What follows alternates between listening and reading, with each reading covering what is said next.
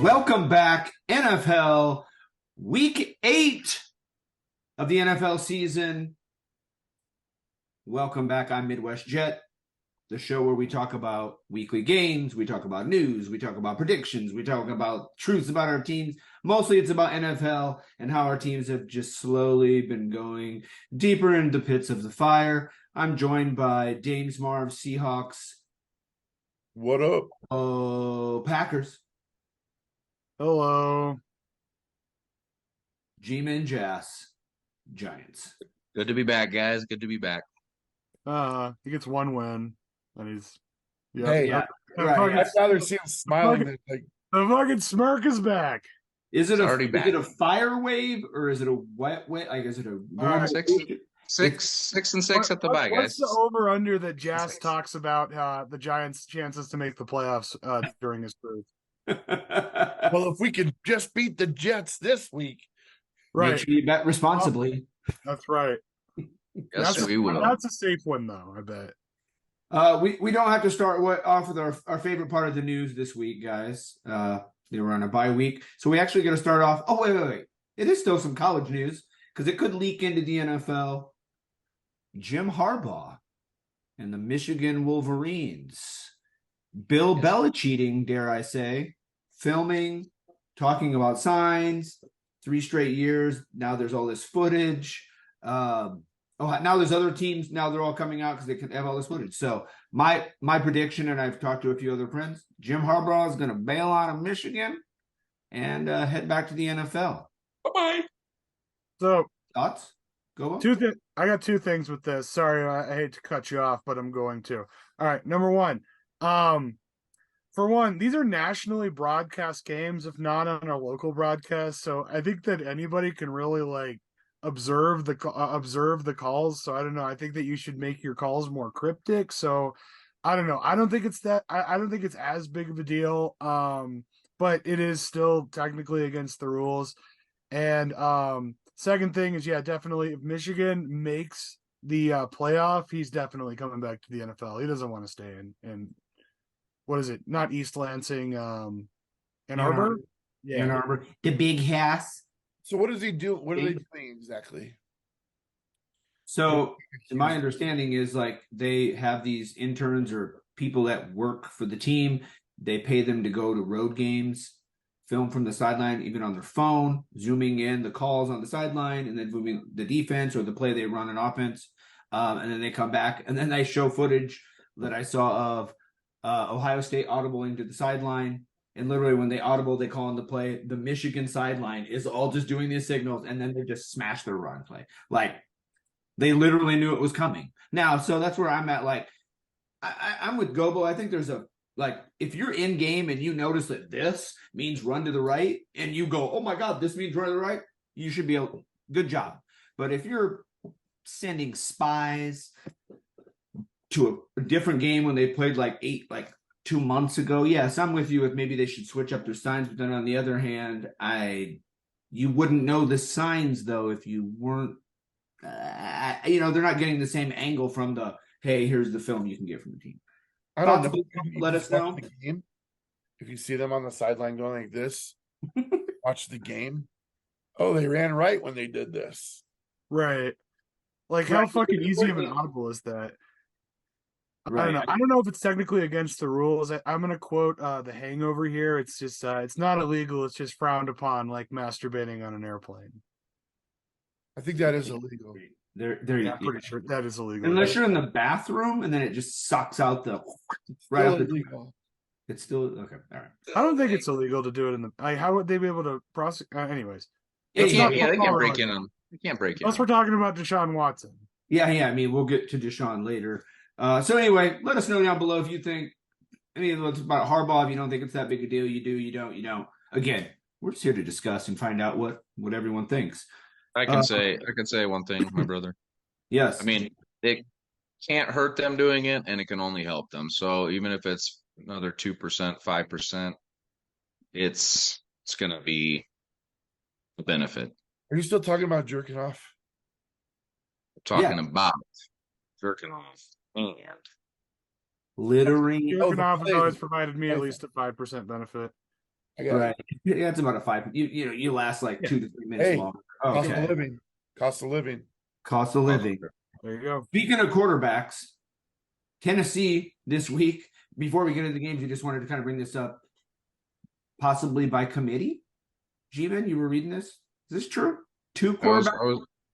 I was reading this. Looks like we're gonna have a package for Malik and a package for Levis. So I don't know if one will run majority and they'll throw a couple packages in, or if it'll be like 50-50. But be interesting to see how that works out.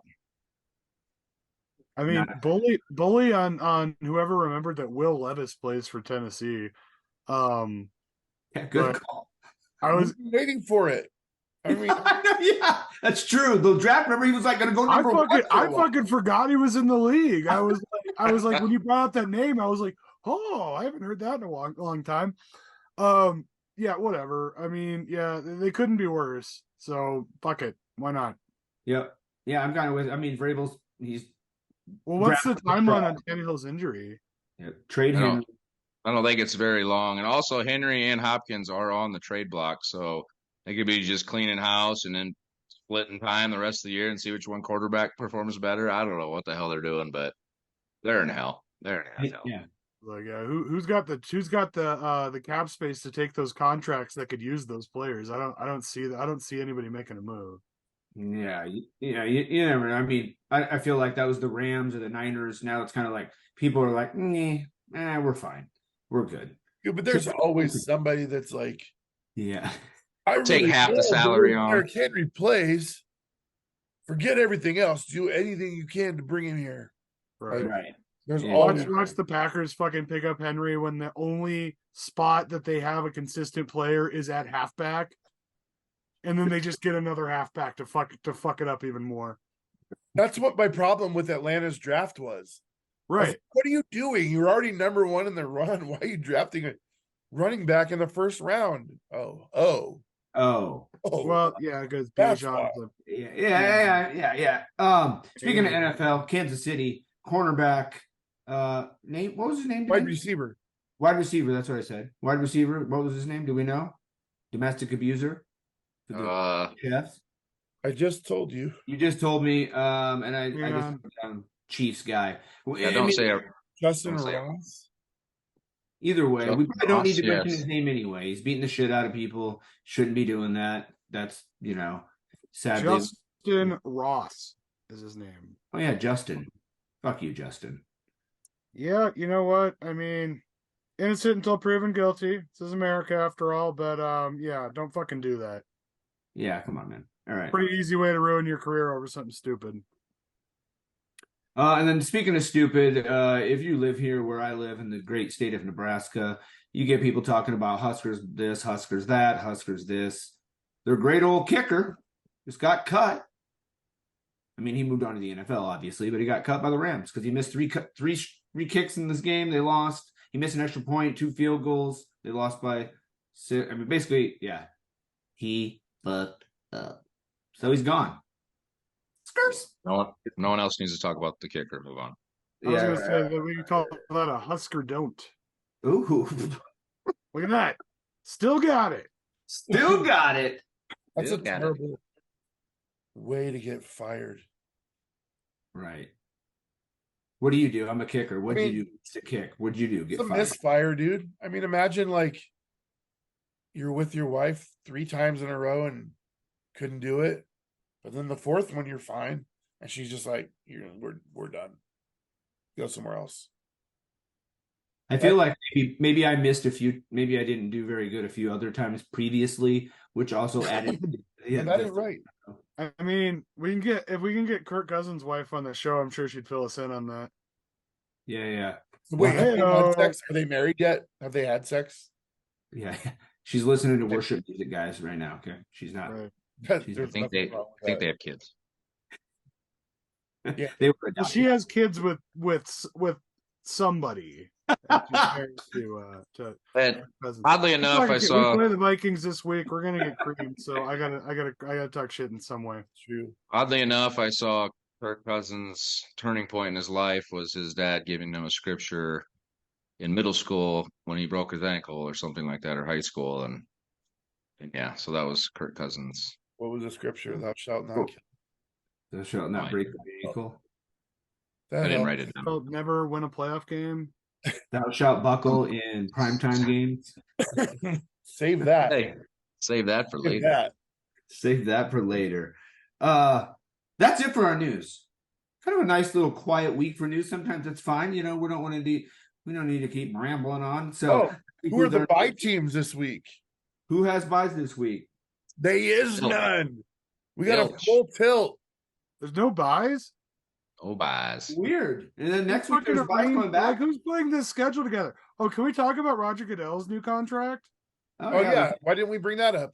I was gonna say that's Oh. fucking news. I want to talk about I that. said Wait, they you did it the day after last week, so we missed it by a day. Yeah. Roger. Will you give the details? Yeah, 3 years. Now, this is funny because owners are already putting together a contingency plan for once he's no longer the commissioner. I can't wait for that day. I don't even know why.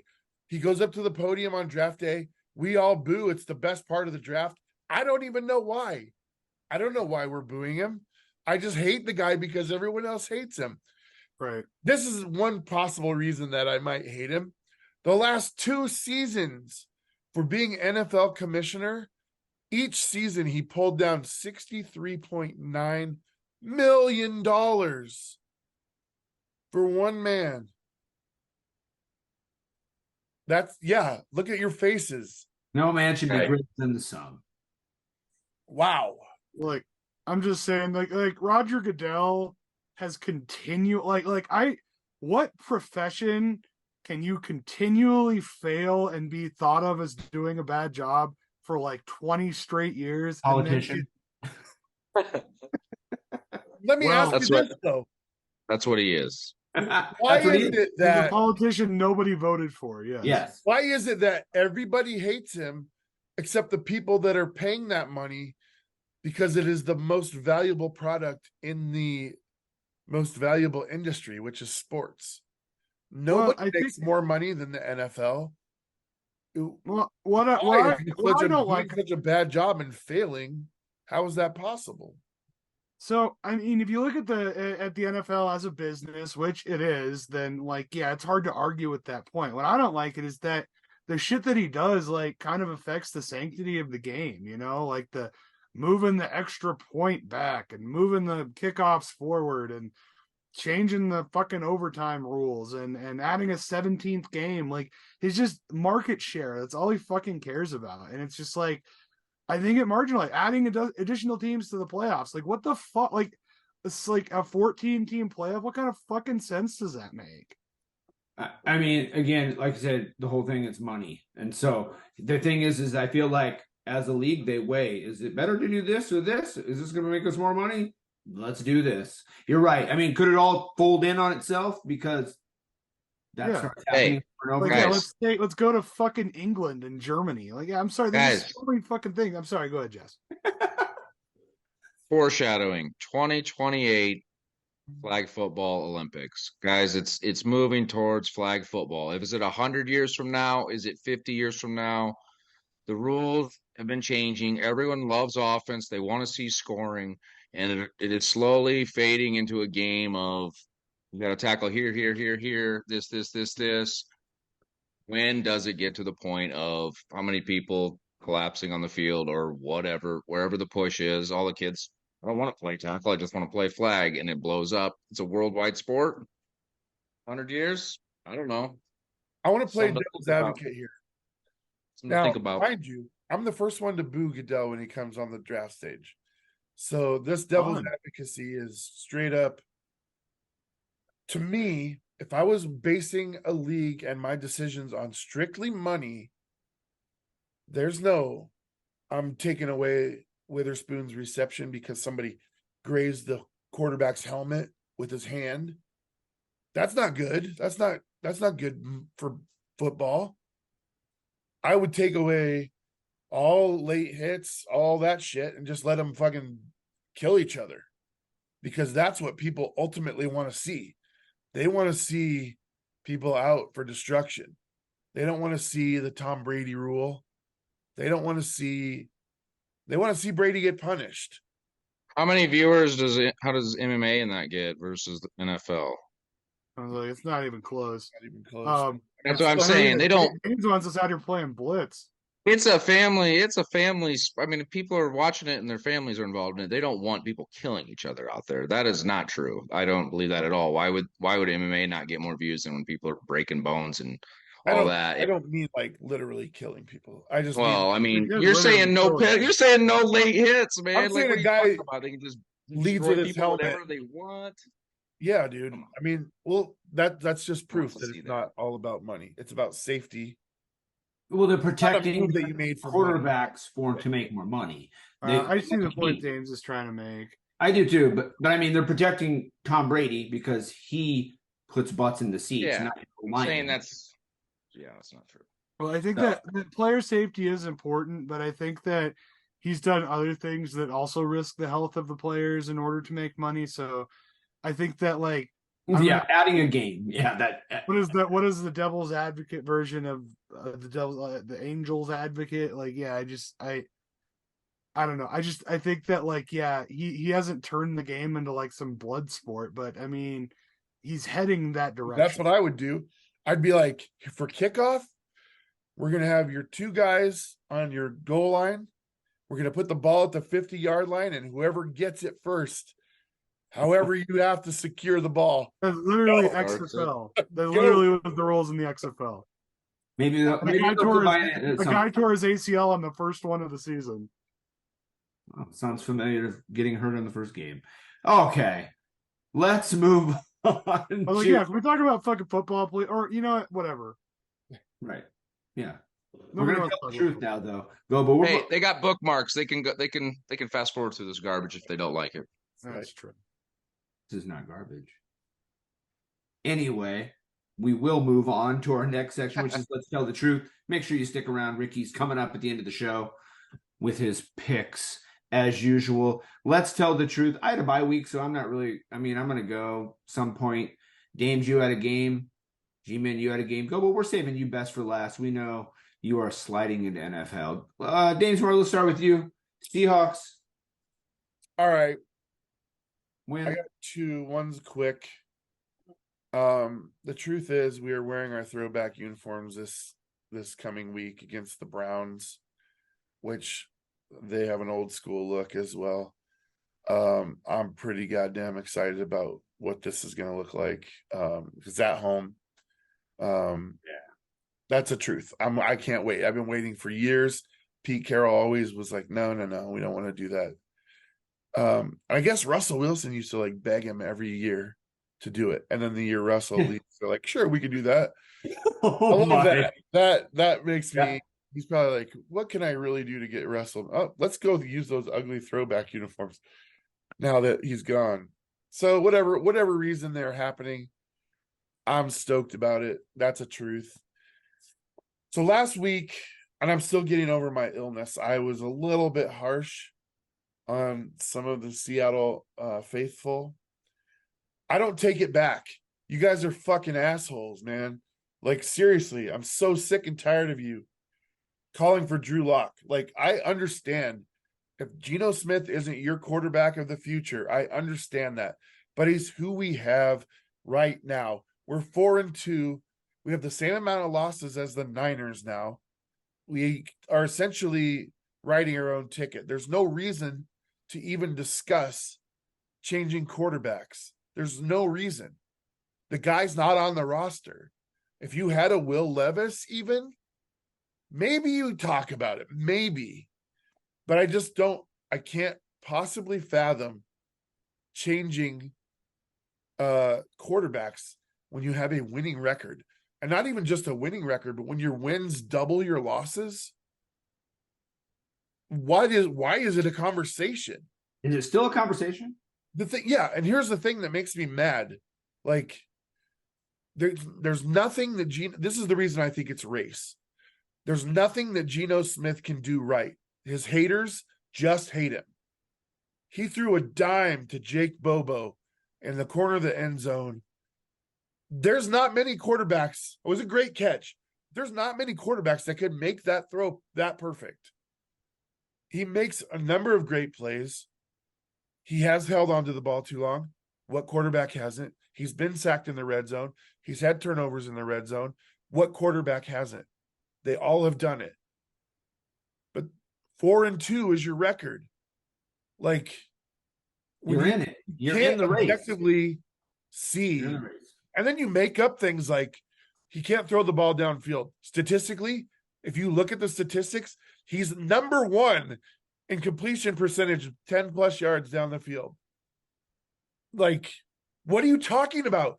You're just saying things, or then you say something like, he had more interceptions in one season than Drew Lock has in his entire career. And I'm like, yeah, he had 21 interceptions his rookie year. 11 years ago! Drew Lock hasn't even played like a season of games. What are you talking about? Like, it's just, there's the logic of these people is baffling. I hate you. Go fuck yourselves. And I'm going to say that every week until you shape up. That's your truth. Fuck you. With that note, G-Men. Yeah, I mean, Seattle fans, I would love to be 4-2. So yeah, fuck you. Like for real. That is racist, and that's it. Like for real. Look at it. We're sitting here at 2-5, and my truth is coming off a win, defense dominated. We played the Bills the week before, really good defensively. So my truth is special teams and offense, you need to fucking get your shit together, guys. The defense is holding this together. Yes, we're a long shot. Yes, I said 6-6 at the bye. Yes, there are some winnable games or games you look at on the schedule and say, we can beat these teams. We have a shot to be 6-6. Seen it before. So I'm not going to say no, but the offense and special teams coach, Dayball, Shane, like, how is this guy not fucking fired? He has Sterling Shepard in here. Oh no, get this order of succession. The rookie punt returner muffs the first one and gets it. They leave him in for the second one, which he fields perfectly cleanly. The third one, they decide to bring Sterling Shepard in, who catches it and proceeds to fucking go sideways, like 20 yards sideways, up 1 yard. And he does this for like 3 punt returns in a row. So I'm already like, get the rookie back in there, get Hyatt in there, get somebody else in there to fucking do something. Like, he's going sideways 3 times. Next punt, he fucking muffs it. We're up 14 nothing, 14 nothing, getting the ball in the third quarter. Defense just forced a 3 and out, start the half. It's like, fuck yes. This game's over. Muffs it, they get it, they score a touchdown. And it's like, dude, this guy should be fired. Anyway, we put Slayton in, it was fine the rest of the game. Other truth is Daniel Jones the starter, or how long is he out? Are they going to put him on IR, or will he be back soon? So the truth is, what's going to happen there is nerve-wracking. Obviously, with Saquon, the offense runs so much better. So if DJ had Saquon these last 2 games, would have we scored more or less the same? I mean, we literally scored 9 points and 14 points. So we didn't light up the fucking scoreboard, but we didn't make mistakes. So we went down the field a little deeper. And the O-line looked like it played better, but that's part of Saquon, getting those 3rd and shorts. So truth is, still on pace, or still have a shot at 6-6 in the bye. So no panic here. Washington sucks. Let's move on.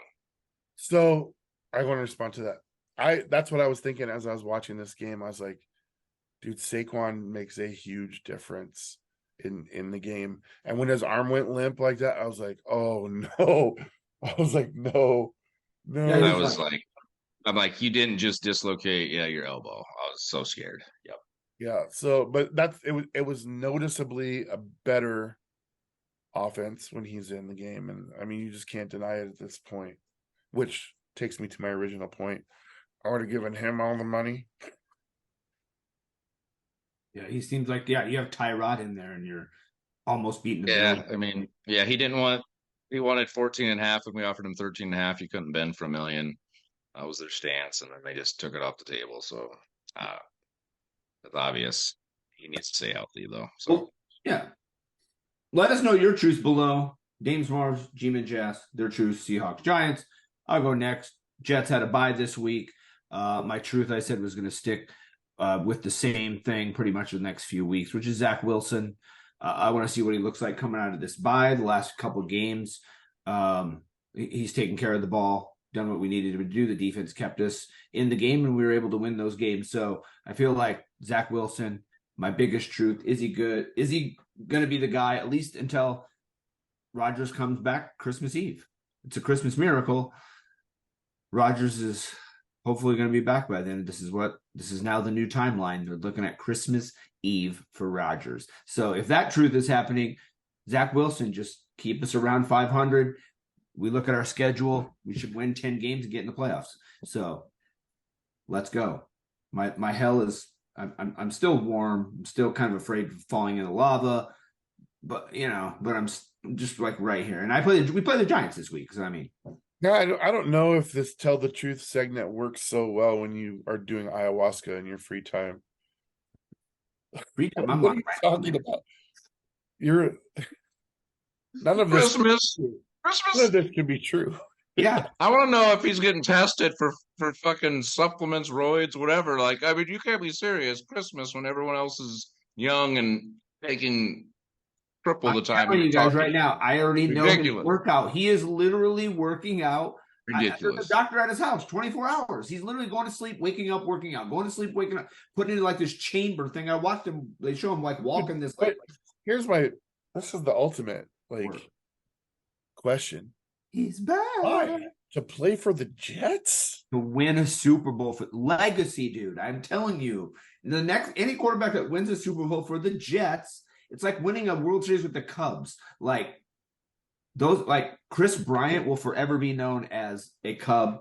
They don't give a shit if he plays ever again. They will love him. Aaron Rodgers is a legend in New York. He'll be able to do whatever he wants in the biggest, best city in the world. Who the fuck is Chris Bryant? Third base. No, he doesn't play for the Cubs. Rizzo. I think he plays for the Rockies. Who knows? Chris Bryant? I know he left.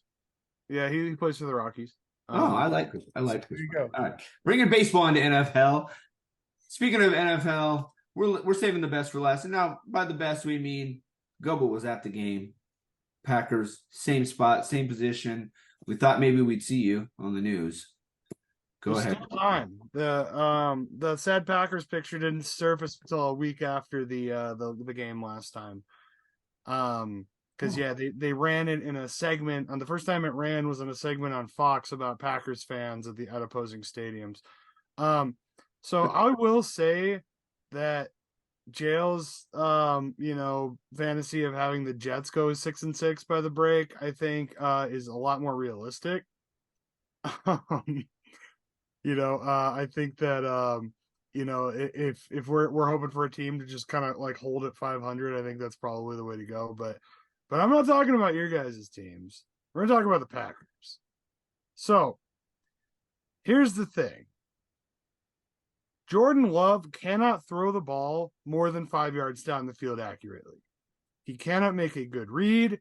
He cannot break the pocket and scramble. He can't audible. He can't fucking avoid sacks. He can't avoid penalties. He is basically the antithesis of a first-round quarterback. And is it?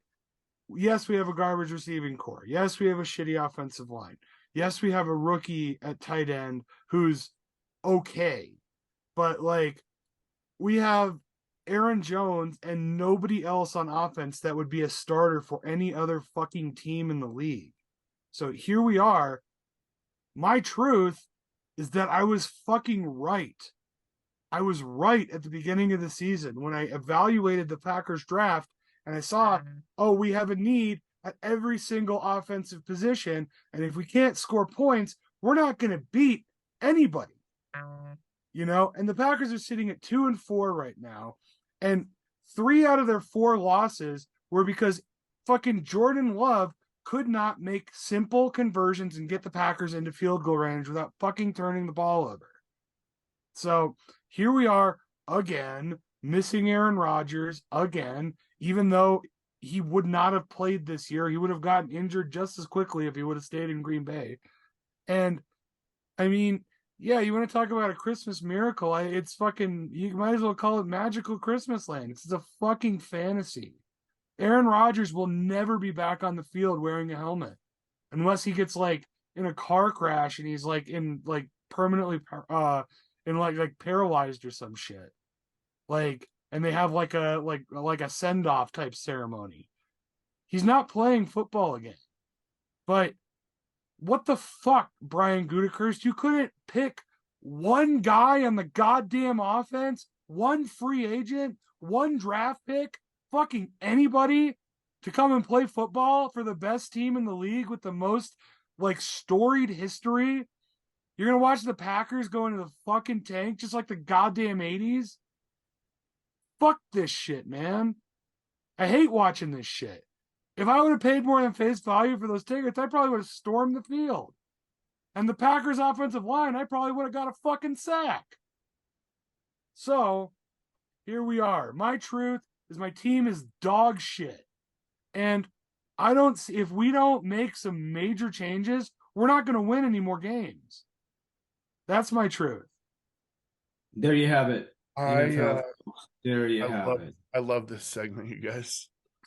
This is well, those who don't, Well, yeah, I mean, yeah. say the same thing every week and pick up a magical dreamsicles. I will say one more thing. I'm sorry, I don't want to monopolize the whole show, but this is not Matt LaFleur's fault. Put it on record, because I think if I know the Packers like I know the Packers, Brian Gutekunst is gonna deflect blame and fire Matt LaFleur, and he's gonna get picked up by another team and win the fucking Super Bowl in a couple of years. Can I back you up here Bullshit. real quick before we move on? Yeah. I was looking at this and I watched this game, and it was apparent to me if it wasn't a dink and dunk or screen pass, it was an incompletion. So I looked this up, you guys. This is ridiculous. Just throws 10 yards down the field or more. 38% completion rate. That is horrible. NFHell. That is historic. And it's not even just that he can't throw it accurately, but his fucking reads, like that interception that gave the Broncos the win, like it was in double coverage. And it wasn't even Patrick Surtain. It wasn't even the Broncos' talented secondary. It was some fucking guy. That interception on the 20 against the Raiders is a fucking linebacker. He threw it in triple coverage on that pass. What the fuck is Jordan Love doing? I don't know. I'm upset. Yeah. Clearly. Well, Ricky's picks, I don't know if you know, he's also a Packers fan, so he's probably going to have some comments about the Pack. Obviously, betting or not betting against them as well. He does this week. He does. He actually goes like this. He's like, come on. Come on. Come on. I would assume he would have something to say about it. Come on, man. Let us know your truth down below. We know we at least have a Cowboys fan. We have Texans, a couple other Broncos fans out there. Let us know your truths down below. Any new fans as well. Stick around for Ricky's picks. Here we go. Recapping week 7. First off, I'll start. I had the shittiest week, I think, of NFL history, maybe. I don't know. Gobo and I both. I mean, Gobo pile on. We both won 4 games, 4-9. Wow. We really picked them right. But welcome to NFL. Flip a fucking coin. G-Man Jazz finished under 500 by 1 game this week. Danny Smart is alone over 500 by 1 game, 7-6 this week. Congrats. Let us know below how you're doing. Overall, right now, I am 56-50. We always do this at the end of the. We do? Yeah, you can say the records for this week, but we do the score at the end. Do we? Yeah. Okay. I don't think we did last week, but it's fine. Either way, it's always in the same place when I edit it. Jacksonville, New Orleans. We all we actually all started off with a win. So I was like, woohoo, what a good start to the week. Wasn't there a Thursday game? Was it? LA and Dallas? This is Thursday. What? Oh, was that? Oh, Jacksonville. Was Jacksonville the Thursday game? Yeah. The Saints. Next week, not next week. Yeah, you're thinking of this coming week? Yeah. Oh, my bad. Last week. It's all good. Yeah. You're good. So they went in, took care of business. I feel like Derek Carr is who we thought he was. The whole time I'm just watching, I'm like, oh, look, it's the Raiders. Oh, wait. It's the Saints. Again, Jacksonville, I think we stated it last week. I feel like they're just kind of on that trajectory of just getting better and better. Yep, they started off with like, oh, here they are. James? I'll just say this. The game was closer than it looks. But to me, I watched this game and I was thinking, this looks really easy for the Jaguars, and everything was difficult for New Orleans. That's the way it looked to me. It was just like everything that the Jacksonville Jaguars got came easy. And everything that New Orleans got was like hard fought. So That's good analysis, yeah. I still like Taysom Hill though. Yeah. G-Man, you got any thoughts on this? Yeah, I read something or saw something that Derek Carr's blaming other players, not taking accountability already. So I think the Saints are in for a long season. If that's true, he's always, Mr. Rah-rah. Now he's calling everybody out and not taking any accountability. I don't like that guy. Oh, I do want to say this, you guys. I'm going to send it to you afterwards, and I don't know how I'm going to get it to the people here. But that last drive where they were throwing for the touchdown, in the huddle, Derek Carr looks at Moreau and he points right at him and he goes, "Don't fucking drop it. Break." And they go to the break. He drops it. He places it right in his hand and he fucking drops it. Who puts that out in the fucking universe, you dumb shit? Yeah, right. And I was watching it live. And you're like, he's gonna drop it. I was like, well, they're going to Morneau because he pointed right at him. I did see him drop it, but I didn't see that part. I was like, what the fuck, I don't know man? what he said to him, but he was like, make the fucking catch, bro. you. Stop it. I was just like, oh my God. I'll send the text when I get it. Yeah. It's hilarious. Right. Yeah, we'll have to see that. I saw some of that game. I didn't see that play. I'm definitely gonna go look that up. Moving on to Baltimore, this is where tides start changing for everyone. Gobo, oh yeah, my bad. I thought we started with you. My bad. So I put on a hoodie. You forget I'm on the fucking show. Yeah, well, yeah, you're hiding. Anyways, yeah, I mean, honestly, like, I think Jacksonville's defense made a couple of big plays in this game. This game was actually surprisingly fun to watch. A lot of really talented plays, talented players, but yeah, I mean, Big Dick Lawrence, man, he finds a way. So that's all I had to say. So if the viewers care, which you probably don't. NFL. Detroit, Baltimore. This is where the tides start changing, especially for Gobo. And like I said, dear God, we missed a slew of games in here. All of us took Detroit. We were kind of off that high again. Baltimore was one of those teams still is like, who are they? Detroit to me is who are they? G-Men, who are they? This was a fucking ass kicking, guys. Like Baltimore just destroyed Detroit, which was a huge shock. And this was the start of Bizarro week. I mean, Thursday kind of went as planned, and then just weird games all week. And Lamar was MVP form, running in, throwing in, torching them. Detroit's gonna have to go back and look at themselves and be like, all right, we got a little too high on ourselves here, winning a few games, thinking we're, being crowned with Philly and San Francisco, who has not lost two, but Baltimore took it to them at home, and they're inconsistent. And now Detroit, how will they respond? James, you guys, this is the best version of Lamar Jackson that we've ever seen right now. One thing I noticed before the injury, before the contract, he was playing to protect his body. He is no longer doing that. If you watch this game and you have any doubts about what he's willing to sacrifice to win, and I think it's to prove that he is worth that money, he is incredible. Like, I know that we've some of us have talked about a downtick, and maybe it's coming sooner than later. But right now, for my money, he's a top 3 guy. He is awesome right now. And I think Detroit just went in there thinking everyone's talking about Detroit. And then just got smoked, dude. They got smoked. Yeah, they got smoked. Looked like a Gobo. fucking Christmas kid. I know.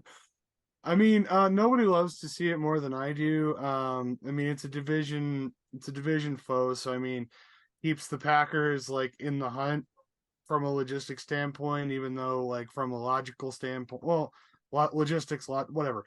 The Packers aren't making the playoffs, but I do love to watch the Lions lose. But I like what Jazz said when he said it was Bizarro week because I don't know what the fuck happened this week. Honestly, like if you're a gambling person, I hope you didn't place any bets this last week because there was. I mean, honestly, I think the Vegas odds favorites went basically with me and Jail's picks, and we were wrong. We were hellaciously wrong. So I did not see Detroit tanking this bad. I didn't see Lamar playing this well, but they did. It's the NFL. It's pro ball. Anything can happen. Right, and this is where I say I'm just going to come back to my first statement is like who is who here because Baltimore's look like all of a sudden Lamar just can play this good. What has he been doing? Was he hurt still, or was he not? Was he not understanding? Was people? I just don't understand that. And then also Detroit, they look so good. They control the ball, they run it, and all of a sudden they don't run the ball. Goff looks like a pilot. I don't know who these two teams are, so I'm excited to see them this week. Kind of see how they do. Moving on to the Bears, talking about how shitty they are. I picked the Bears, but then I switched the pick. I remember there was a few, I can't remember. I think it was maybe all of us were talking about how Crosby's going to get in there, crush this D2 rookie quarterback. Then Dames flipped his pick after we all took. That's because I said to you, fellas, I says, you realize you guys got the Vegas Raiders winning 3 in a row? Like, no, that ain't no world where that's gonna happen. So I got the Bears. Nice. And I'll speak for me. I mean, the reason like I said, I took them is because I thought the Raiders defense could do it. If they didn't have Fields, what was their offense going to be like for the Bears? They've lost how many straight at home? Yeah, who is this guy? He's starting this week too. Tyson Bagent. Did he start this week for the Bears? Yeah, he killed it. Right. Looked good. Yeah. You know who he reminded me of? And this guy wasn't good, so I don't really think he's gonna be good, but reminded me of Rick Meyer. Oh yeah, Rick Meyer. Exactly who he reminded me of, dude. Rick Meyer. Everything that he did on the field, I was like, that's all about the Seahawks, sure. Everything about the Seahawks, yeah. I don't know. This was another bizarre game. You, buddy. Dames, you did make a good point. Yeah, the Raiders winning 3 in a row. I don't know. They shouldn't have won the Packers game. They shouldn't have lost the Bears game. I don't understand this league anymore. They actually win 3? Did they actually win 3 in a row? No, they lost to the Bears. Going for 3 in a row. They were going for 3 in a row. Going for 3 in a row. You know what was the most disappointing about this game, though, is now the Bears fall short of the all-time home losing record, which is the most tragic thing about this season now. And I don't know if Tater listens, but you went to the wrong game, bud. Raiders fan goes out to Chicago. I did see that. His wife's a Bears fan, and I happened to run into her. Hopefully you got an Italian beef while you're out there, son, because you got help a little bit. Need something to hide your tears. The Bears. I mean, really, that's pretty much all we got on this game. I feel like hell. Cleveland goes to Indy. Dick Touch guy is in, then he's hurt, then he comes out, then this other guy. What a game! Wow. Yes, I agree. And it was like I thought the Colts were gonna. Yeah, pretty much it was back and forth the whole time. Dude. Gobo and I believe. Yep, we both picked. No. Yeah, we picked Indy. I did. Oh, I picked Cleveland. No, you two picked Cleveland. G-Man, you go first. You picked the winner. Yeah, let me go on this one, guys. We've been saying how good he is all year, but now it's beyond good. It's beyond great. Myles Garrett is an MVP candidate. He literally leapt over the line like a squat jump, just hopped over the line and blocked a field goal. 2 sacks, sack in the end zone that he forced a fumble on, that another guy recovered for a touchdown. This guy is an absolute monster. I'm not sure how Indianapolis scored so many points, but there were people running free all over the place. This game was also crazy. And Myles Garrett is a freak. Pretty much won the game for him, Danes. Yeah, dude. The last play where he actually did seal the game, he didn't even react to it. He was just like, I fucking know. Expected. Like everybody else would have been like, or something. He's just like, I did it. Let's move on. I did it again. I love it, man. Like we got to play against him this week, and I'm like, oh god, what are we gonna do? We don't have any offensive linemen. Like it's gonna be a bloodbath. Double team chip block. This game was so fun. Yeah, I loved the uniforms the Colts are wearing. And those fucking helmets, yeah, incredible. I like this team, dude. I do. But Cleveland, this is 2 weeks in a row. I mean, they're scary to me right now. Right. I mean, it's Minshew's team, and I feel like even though they did feel they got a little short this game, again, are they going to be playing a Myles Garrett type guy? So, I mean, I feel like the Colts might be okay kind of moving forward. That offense, Jonathan Taylor's back. Like I said, it was pretty much a shootout back and forth. So I don't know where the Browns had him on D, but they still allowed how many points and almost lost the game. I mean, dude, which is also you guys crazy. know I love Gardner Minshew. I would probably pick him over at least 6 other NFL quarterbacks, probably more than that. But he's got to get rid of that ball. He's got to get rid of that ball. And you can't. Yeah. Yeah, Gobo, you have anything to add to this Cleveland game? You know, I think I said last week that I wanted DeForest Buckner and Myles Garrett to just like have a boxing match to decide this, and that's kind of honestly what happened. both those guys play out of their fucking minds, and it was a really great, entertaining game. So, yeah, I mean, I hate to see DTG win one. The Browns are honestly, they could be a dark horse. You know, I don't know if they'll stay consistently good through the playoffs, but I think they've been looking good the last couple of weeks at least. So, but yeah, whatever. It was a good game. Yeah, I mean, good running game, good D, deep in the playoffs. Get Deshaun back. I mean, I don't even want to think about that. All right, speaking of not wanting to think about Buffalo, New England. For me, I'm just like, I totally want New England to get smashed. Can't wait till they lose how many in a row at home. Fuck you, Belichick. His seat's on fire. There's no way they're going to beat the Bills. On the other hand, hey, the Bills are 1 game up on the Jets. If they lose, that's good for the Jets because now we have the tiebreaker over them because we beat them.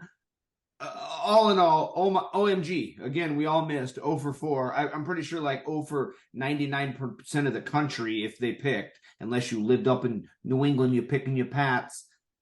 You've been living in NFHell. Maybe you took one last ringer because you saw, the Jets beat the Bills. The Giants played the Bills pretty tough. So, I mean, I guess it wasn't out the window, but dang, what a game this was. Dames. I don't know if you recall this, but I picked last on this game last week. And I go, I got a feeling about this game, you guys. And you all went like, is he going to pick the best?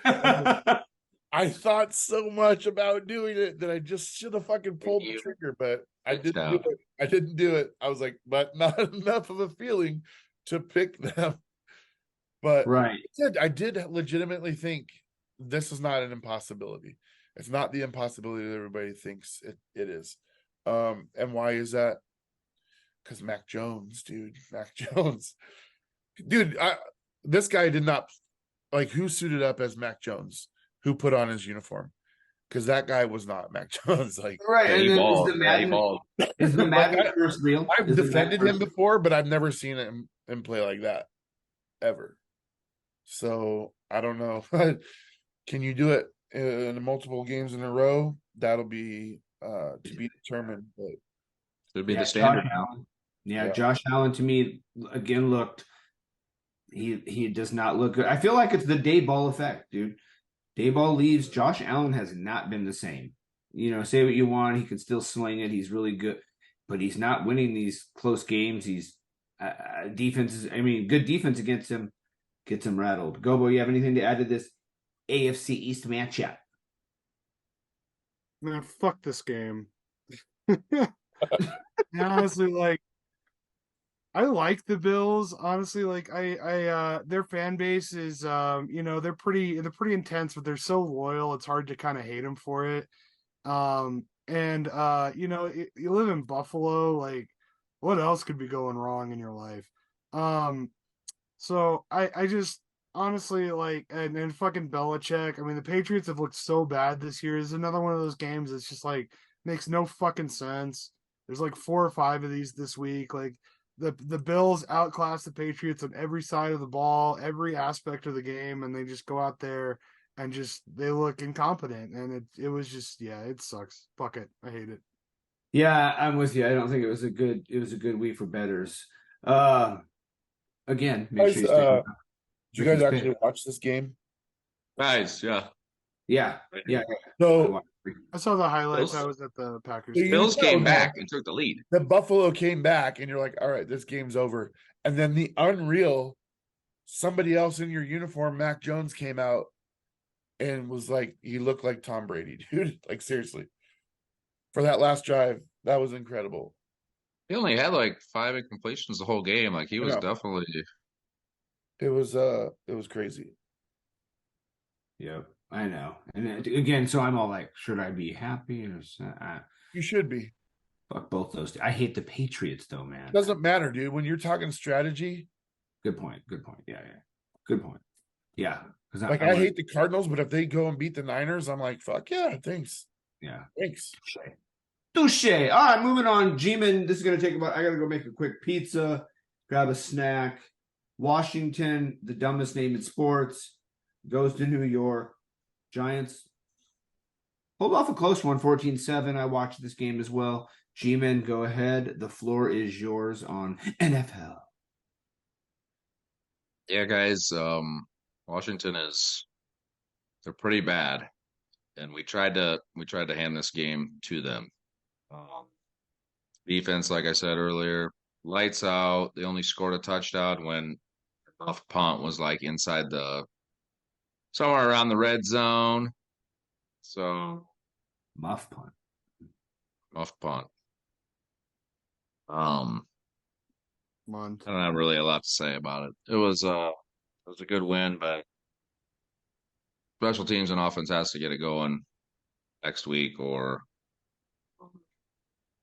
Jails is going to be happy. So, Chase Young, that's all you got to watch out for when you play Washington. That's all I got.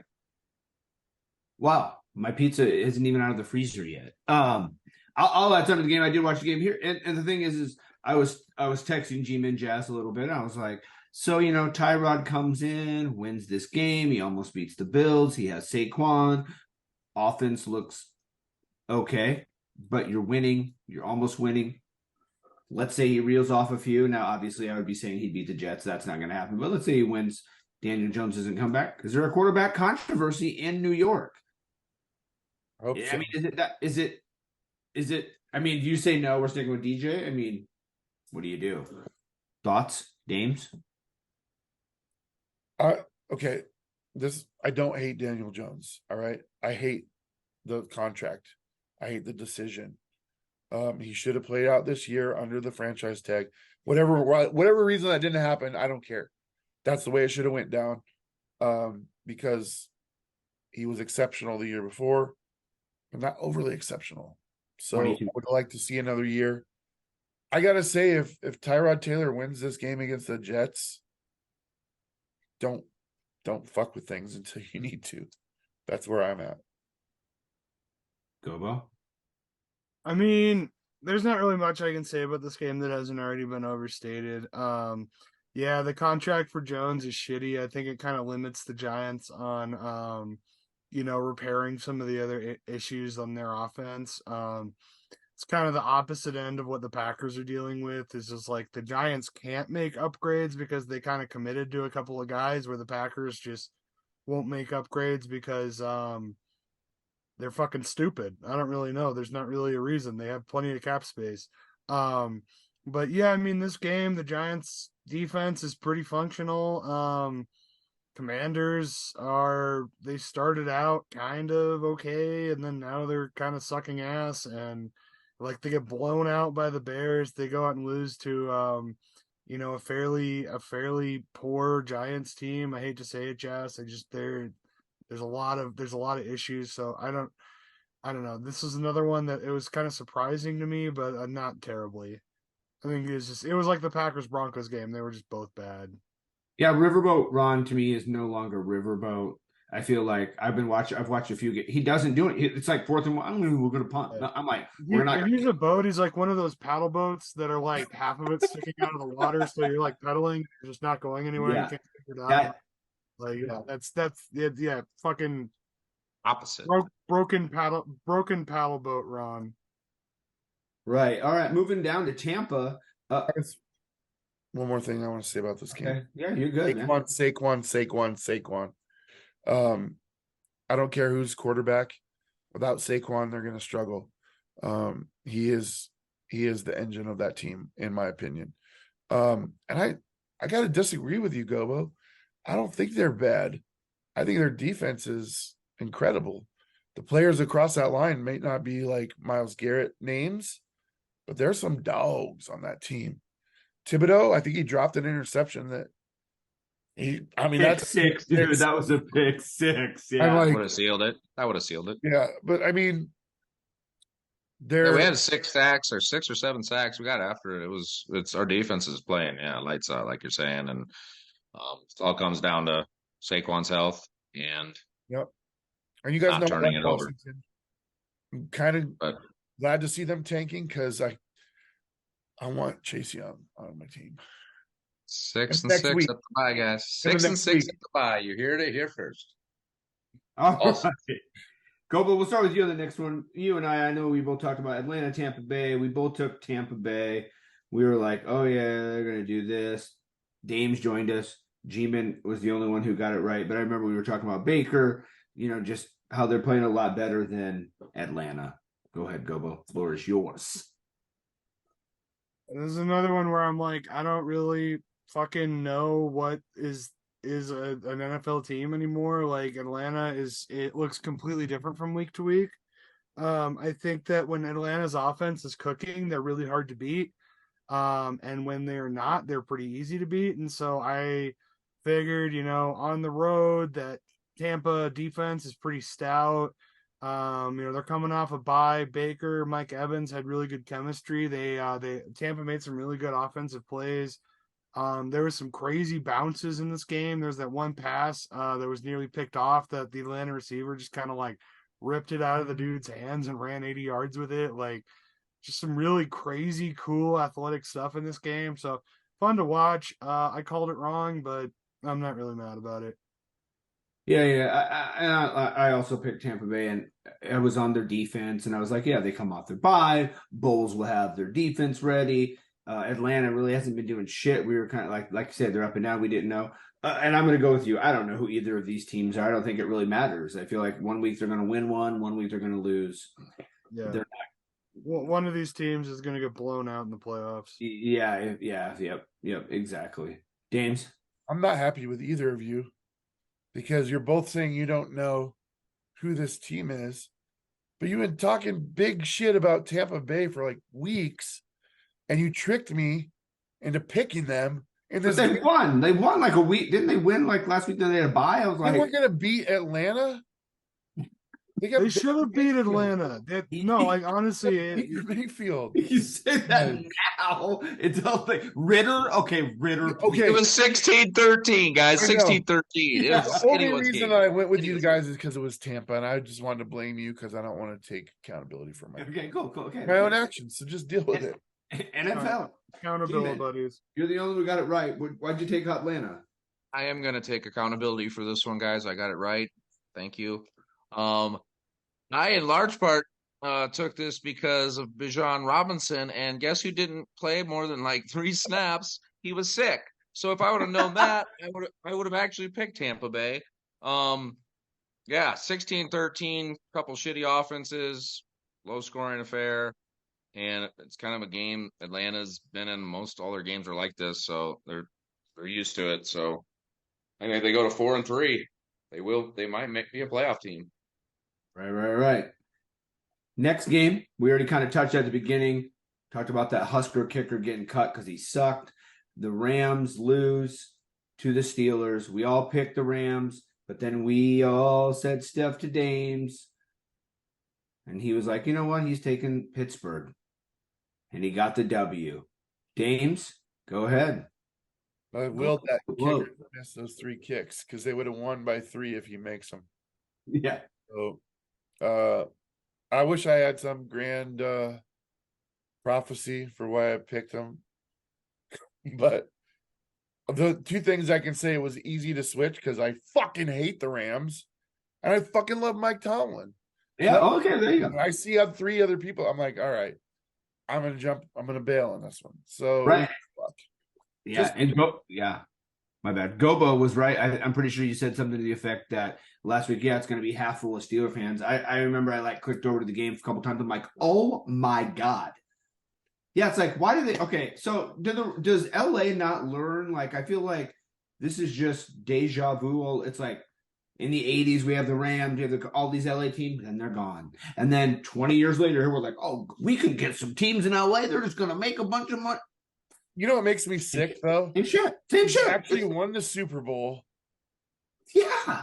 They have the nicest stadium in the NFL, but shared between 2 teams.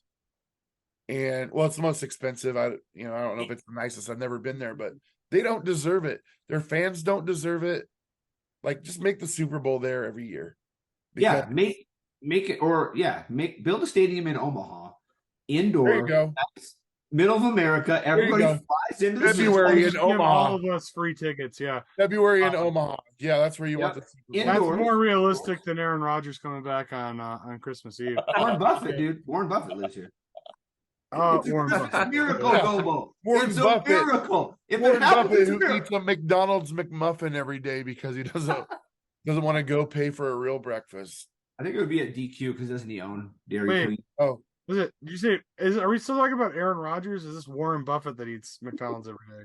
no, Oh, I was talking about Warren. Warren Buffett.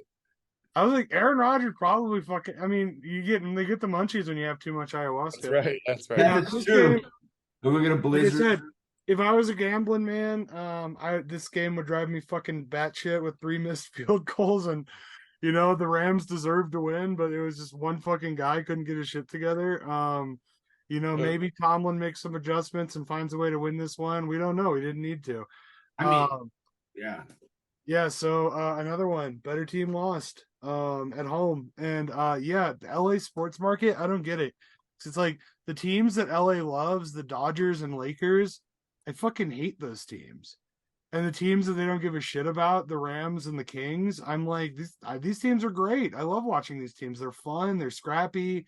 They have really good players, and the Lakers are basically I don't know. I don't talk about basketball, but Like the Yankees. how's a 260-pound, 6'10" man get knocked over when you flick your wrist at him? So I don't know. Fuck the Lakers. NBA hell. All right, moving on. Dames Yes, sir. got the win. Yes, sir. Oh, you want to be talking about Arizona at Seattle? Yes. So I've been feeling sick, but just physically great. My body's fine, great, walking around without a care in the world. And then Witherspoon comes out and hits this dude so hard that I can't fucking walk today. Unreal, this kid, dude. He had an interception. He had a 20-yard lost sack. And they were called back because other stupid guys on the team made mistakes. But this kid, anybody who thinks that we should have picked Jalen Carter, out they mind. This kid, I've been getting texts. I got 10 texts right after that happened. I'm like, holy shit. I'm like, I know, dude. I know. Anybody that watched the game, he is incredible. Jamal Adams made it through another game. 88% of snaps, I believe, he played. So congratulations to him. Continued health. He says he's still only about 75%. Oh, shit. After 6 years of being injured, I'm now okay. So Just need another couple of days. Yeah, he'll be. And then this one we just defense, man. Our defense balled out. Boya Mafe, Jaron Reed put the final sack on the game to end it. Dobbs, he's gritty, dude. They say Kyler Murray's practicing and gonna come back soon, but I don't see that he's any better than Dobbs. I mean, the only thing that says that is QB1 franchise and the paycheck. That's the only thing that says that he's a better player. But we'll see. Yeah, and the Madden number, he's like an Don't 8. forget about the Met numbers. But yeah, dude. Again, Seattle struggles in the red zone. Not happy about it. We had 3 plays from the 1-yard line. Couldn't get in, kick a field goal. But I still feel like we lost the turnover battle 3-0 and we won by multiple scores. So that's Right. all I can Sometimes say. you can overcome that, you know. I'm happy. Yeah. Right. I think your team's just so young, and I mean, Gino's not that old, but like I just feel like you're a young team, and any wins you get are good wins, whether it's Arizona or it doesn't matter, man. Like look at the schedule this week. We all know who was ever watching this. Any team can win every week. It's not like you're just going, oh, they're so good. It's like, the margin of error. This week was an indication that anybody could beat anybody in this league. Yep. And I mean, so I don't really have a whole lot to add to the Seattle game. We all picked Seattle. I was just like, yeah, I feel like they just won that game. I mean, like they should. I just want to say that, like, I'm kind of with Dames. If anybody's like questioning putting in Drew Lock, I mean, what the fuck? Like, why? I don't understand. Like, Gino's not perfect, but like he's totally functional. Like Seattle gets points. Like, if they were losing, but even still, like Drew Lock is a backup for a reason. Like, he had his shot to be a starter in the That's NFL. what they say about Gino. He's been a backup his whole life. Except when didn't he go to the Pro Bowl last year? Like, yeah, I mean, Yeah. Made the playoffs. Top 5 quarterback last year. Not good enough. yeah. Playoffs? Like, Gino earned his spot. Like, I don't like why. And you're fucking you're 4-2. In like 5-6 games in, you're already like, oh, get rid of him. Well, here's the thing. They're like, he's turnover prone. All right. So I looked it up. He has in the games that he's been a starter, for like the last season and up till now, he has 20 turnovers. All right. Josh Allen has 31. Patrick Mahomes has 18. Are their fan bases flipping out? No. No, they're not. Like, it's a team game, first of all. Wins and losses are not all 100% on the quarterback. It's a team game. Tell me about it. Zach Wilson style, dude. Brees Hall. So let me go back to the Giants Seahawks game. Everybody blamed that game on Daniel Jones. That was not Daniel Jones's fault. It's the other guys that weren't there for him. Right, that's why it's a team game. Jeez Christ. That's why I'm so annoyed by these people. But thank you, Gobo. Guys, this game also reminded me of when I saw Witherspoon against the Giants, Dames, I was like, holy shit. And I'm in a defensive IDP league for fantasy. And I was watching the game and he made some big hit. I'm like, I'm going to add him. And then I went down and looked and someone else must have seen the same thing and already added him in front of me. So I got sniped, which was brutal. But this guy's a monster. Who gets 2 awesome plays called back from penalty in one game? It's just bullshit. Your teammates are going to make a penalty when you're changing the game. So that guy is going to be a beast. Arizona, like you were saying, what if they're 1-8 and Murray's ready to come back? Why would they bring him back if he is their franchise quarterback? Then you just say, hey, dude, you're just sitting out the rest of the fucking year because there's no point of bringing you back. We're eliminated. Dobbs, you were going to shop you after this, so this is your, audition for other teams as either a backup or whatever. But Arizona, they're going to lose a lot more games. At Seattle, they have a gauntlet coming up here in a while, so it'll be interesting to see how you guys get through that. I can't wait, man. I've been waiting for this string of games forever, starting this weekend. But did you guys see Gannon's quote or his response to Kyler Murray saying that he's coming back to practice? He's like, cool, man. Do whatever you can. But I think that he did that because of exactly what Jess said. He's like, I ain't putting you on the field. So welcome back. Doesn't mean anything to us. You ain't gonna save our season. We're Right, 6. Right. We're going to move forward with you next year, get some draft picks, try to build this team back up, Speaking of NFL, kind of the reason we have the show, this is going to be Gobo was at the game in Denver, where he's living at, to watch his pack. Gobo, NFHell. Well, yeah, I mean, I was at this game. Positives, the Denver fans were lovely. They were all very kind. Great time tailgating, saw some old friends, drank way too much beer. Went out there and had a good time, got obnoxious. And nobody rubbed it in that we didn't get the win. But that's basically where the positives end. We got 2 very greasy, terribly thrown touchdown passes. We missed a game-winning field goal.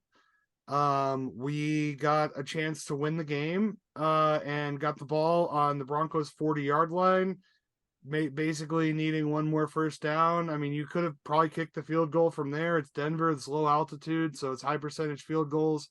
Could have probably kicked it from there, but they decided to push and try to get a few more yards, make it an easier field goal. Jordan Love throws it into double coverage. Russell Wilson's able to scramble, run out the clock on 4th down, and that's the game. We fucking lost again to a team that honestly has almost is a kind of in the same situation the Packers are in. They're missing several pieces. I mean, I think that Cortland Sutton is probably better than all of our receivers. Jerry Jeudy, if he didn't want to get traded, would probably be playing better. Russell Wilson didn't play a good game. The Broncos defense didn't play a great game. I mean, the Packers, they have a fucking formulaic offense. It's really easy to coach against. So even hacks like Sean Payton can get it done. And like I said, I don't see us, like, if we don't make some drastic changes, we're going to fucking lose every game for the rest of the season. So I don't know. It fucking sucks. It sucks being a Packers fan right now. There's no 2 ways about it. Right, and the thing that I would say about it is I've been a Jets fan my whole life, and now this is literally pretty much how I felt 90% of my life as a fan in NFL. So it's kind of like the Packers are finally not let you whatever, but it's kind of like you were saying earlier. If you're getting rid of Rodgers, fine, but you better have some pieces in place where when Love comes in, he's comfortable. He can hand the ball off, run these short passes that he can hit. So he doesn't have to make these throws. Because I watched at the end of that game, yeah, he chucks that into triple coverage. But if you watch that game or that play, that tailback comes out of there wide open the flat. The other guys wide. All he has to do is dump that out. Like you said, kick the field goal, and no, he just chucks it into triple coverage. It's not just accuracy. If it was just accuracy, I mean, then there's ways to coach him up, and that's what I think Matt LaFleur's been doing by giving them these check down routes, these high percentage throws, getting him stats. Trying to put guys in the right area. And I mean, these rookies, God bless them, are doing their best. But like if you can't scan the field and see an open receiver and throw it to him, like, what are you doing in the NFL? Right. G-Man, anything to add to this pack?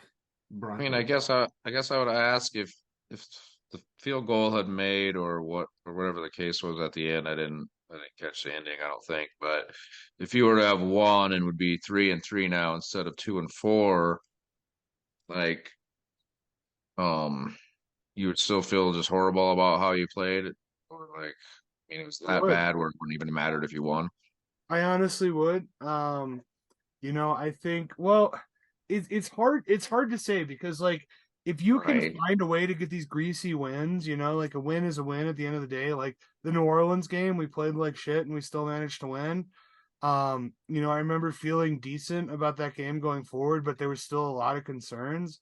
So I think that I'd be definitely still pretty pessimistic, but like full on panic, blow it up, rebuild mode. No, but like, that's the thing is, like, That is part of the game, is winning these close games, like finding a way to get down the field in the 2-minute drill and giving your kicker an opportunity to win the game, or giving, throwing up a 50-50 ball to a receiver, giving him a chance to win the game.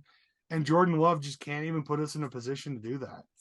And that's the biggest that's why I'm so pessimistic about this team, is that it's like and I mean, if we would have lost to the 49ers or the Eagles the way we lost to the Broncos, I'd feel a lot better. But we lost to the fucking Broncos, a team that got a 70 burger dropped on them a few weeks ago. So yeah, no, I don't feel good. Right. Dames, anything to add to this? Yeah, LaFleur's really nice guy. I like him a lot. I think he's a really nice guy. The problem with nice guys like that is he's not going to put that out there in the media that his quarterback is a problem. Which is good. I mean, it's good for the organization, but it's not good for his job. So at some point, is he going to decide, hey, this guy's putting my ass in the burner every week, and I'm out here defending him every time? Is there I'm just curious to see, because I watch all the press conferences, so I'm always curious to see what happens that way. And having watched all the press conferences for this game, after watching the Broncos press conferences, God, I wish they would have lost. I just fucking hate this team so much. It's not even a Russell Wilson thing anymore. I just want them to be terrible. So I was bummed. My buddy was there, didn't get the win. The way they lost it, knowing they could have walked out of there with a 1-point win, should have. Yeah, you got to be smarter than that. NFHell, man. NFHell. Welcome. Yeah. All right. Kansas City at home. We all picked them to win. Dames last year, his MVP favorite player, had a freaking hellacious game. Kelsey had 11, 12 catches, 100 some yards, a couple touchdowns, throwing hearts up to T Swift. The Chiefs, they got Hardman back. They already threw him a couple passes. He caught more passes in one game with the Chiefs than they did all season with the Jets. Which also I'll say NFL is like, why are you trading a receiver back to someone in your conference? I'll say that's kind of a dumb move. If we end up playing the Chiefs somehow in the playoffs, and then Hardman has like 5 catches, a touch, oh my God, I will snap. Anyway, I feel like the Chiefs, again, the Chargers kind of like how they always are. Oh, they're pretty good. They're hanging in there. They're doing it. And then they just don't. And it's the Chiefs. So, Jazz, G-Man? Rumor has it, I didn't do the math myself, but when Travis Kelce has Pete Swift in attendance, he averages like 148 yards a game or something crazy. And if he's not, it's only like some low number in the 60s or 40s or something. So, I think I'd be like paying her to come to your games, like if you're a Chiefs donor. So, no surprise here. Like you said, Chargers can't find ways to win. They just don't. Coach is going to be gone. Or coach is going to be gone. Too much talent on this team to keep losing games. Dude, this is rough, man. I feel like you have the biggest piece, which is your franchise quarterback, but they've kind of done it the wrong way. Typically, you want to do what, and I hate to bring up Seattle, but like what Seattle's doing, building a young defense that you don't have to pay. Yeah. And then you go and get your franchise quarterback once that's established. And then because you can afford it, right? You're paying your defense and not your quarterback. So you've got this quarterback now that's really awesome. It's going to win enough games to get you a middle of the road draft pick. So you're not drafted high. And you spent all the money. Like, when this is perpetually the Chargers, dude. This is why Breeze is like, get me out. They bring in Phillip Rivers, Hall of Fame career. No questions about it. First ballot Hall of Famer. Why Eli didn't go there. That's why Eli didn't want to go there. When were they ever scary to anybody? Right. They had LaDainian Tomlinson with 14, whatever, in the Jets, which I was at the game, and beat them in the playoffs. Because why? Because they just Like- were the Chargers again. They were just like, I just feel so bad that Herbert's Hell. stuck there, because I would love to see him in like Green Bay. My God. oh My my, God. Right? Or like New York. Or Cleveland. New York. I had 2 top 5 pick. I took a quarterback. I'll take. Oh yeah, this New York. Thank you. There you go. Any of our teams. Yeah, Herbert let's just Seattle go. would be fucking amazing. I mean, I don't Yeah. think Gino needs to be replaced, but Herbert's an upgrade for any of our teams for sure. Yeah, NFL for sure. Sure, the people listening at home, pretty much most of them can say, yeah, he's pretty good. I know I didn't really talk about this game, but that's what I think about every time I watch him play. He's second in yardage since he's been in the league. And that's with like broken ass, old ass wide receivers that can't play a season. Like, No running game, half the time hurt. this guy is in NFHell. Like, to me, and I mean, he's signing the contract to stay. Whatever. Maybe in the offseason, we should try to get Herbert on NFL and just Playing with a broken finger. Yeah. I mean, Punctured lung last year. At Taylor. I don't know. The Chargers, they suck. They're the worst team with one of the best quarterbacks. Their defense is old and aged and totally out of it. Their fucking receiving core is also same. They don't have a running back. Yeah, the most interesting thing that happened in this game was when the fucking announcers spent, 4 minutes talking about Taylor Swift's little handshake that she made up with her friend in the press box. So, Brittany Mahomes with Brittany Mahomes. is that who that was? Yeah, it's Brittany and her. They're making a little. Oh God, she made skin to skin contact with Brittany Mahomes at Port. They're BFFs now, dude. They're BFFs. Oh, dude. Keep up with the days of our Kansas. I'm pretty sure Brittany Mahomes had 10 children and ate of them. The fucking devil, man. Watch that documentary. Are expressly those of the individual that says it. Yes. Let's move on to Sunday Night Blowing Football. it up. We're getting real this fucking episode. Miami, Philly, tush push, please. I just don't understand. They just find ways to win. Miami, every time I'm thinking, wow, they are the team. We talk about, then they lose. So it's like, I don't know. I'm just not 100% sure anymore on anything, especially this week. Like I said, I went 4 and whatever, so I have nothing. Dames. Oh, the Kraken. And if you're sure. Kraken beat the Red Wings. That's what I was celebrating. Yeah. The Avalanche also won tonight. No big deal. Congrats. Miami, Philly. I was really looking forward to this game, and it just ended up being boring. I agree. Yeah. Find it over the entertaining. Again, because the Eagles, while winning, don't look that impressive to me. Even in a win like this. This is a big win for them. Right. But I'm still like, meh. Meh. Some people think you're the best team in the NFL. Meh. I'm not seeing anything that's scary about them. Other than their record.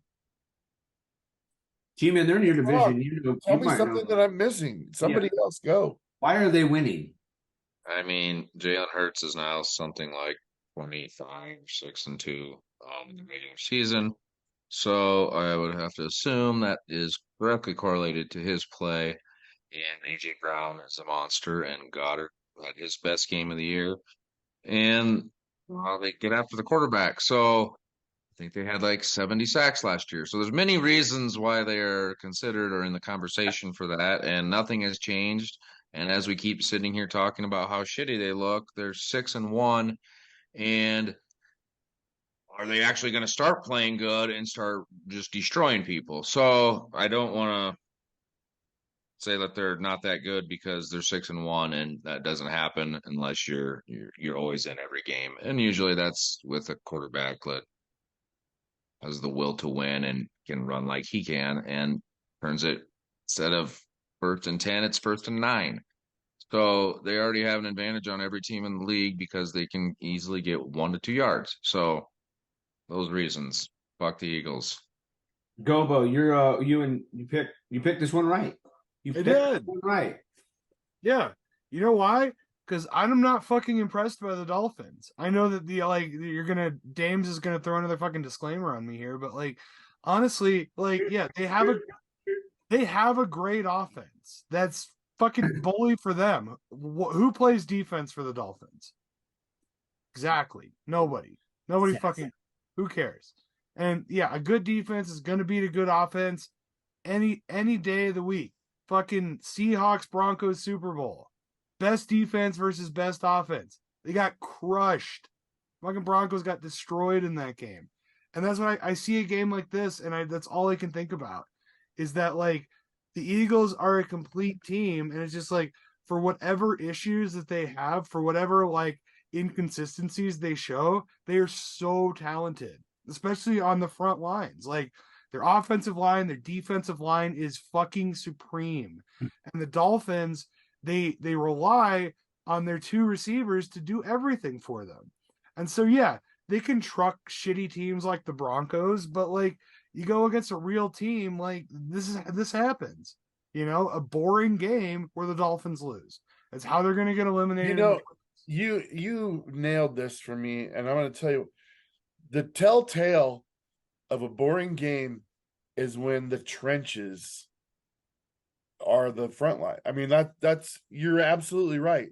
When I look at the offensive line and the defensive line for the Eagles, they are supreme. Mm-hmm. Everything behind them can be meh, and you miss it because that's not what you're watching. Right. You don't watch the trenches normally. So that's where the action's at. So I'm gonna take note of that and pay attention next time I watch the Eagles, because I have a feeling if I watch the trenches, I'm gonna be like, I'm gonna find all kinds of things to love. Watch Travis Kelce's brother, man. The guy's a superstar. Oh, he is a superstar. He's like the guy. He blasts people out of the pocket. Like he blasts people off the line, like every single play, and nobody talks about it because his brother's banging that elbow girl.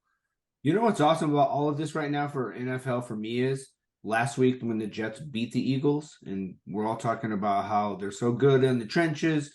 The Jets D line, it's pretty good. We had 6-7 sacks. O-line is starting to gel. Becton, there's literally clips of him shoving that Eagles D lineman to the ground. But the only narrative for the Jets is nothing behind the line. Zach Wilson sucks. That's the only narrative.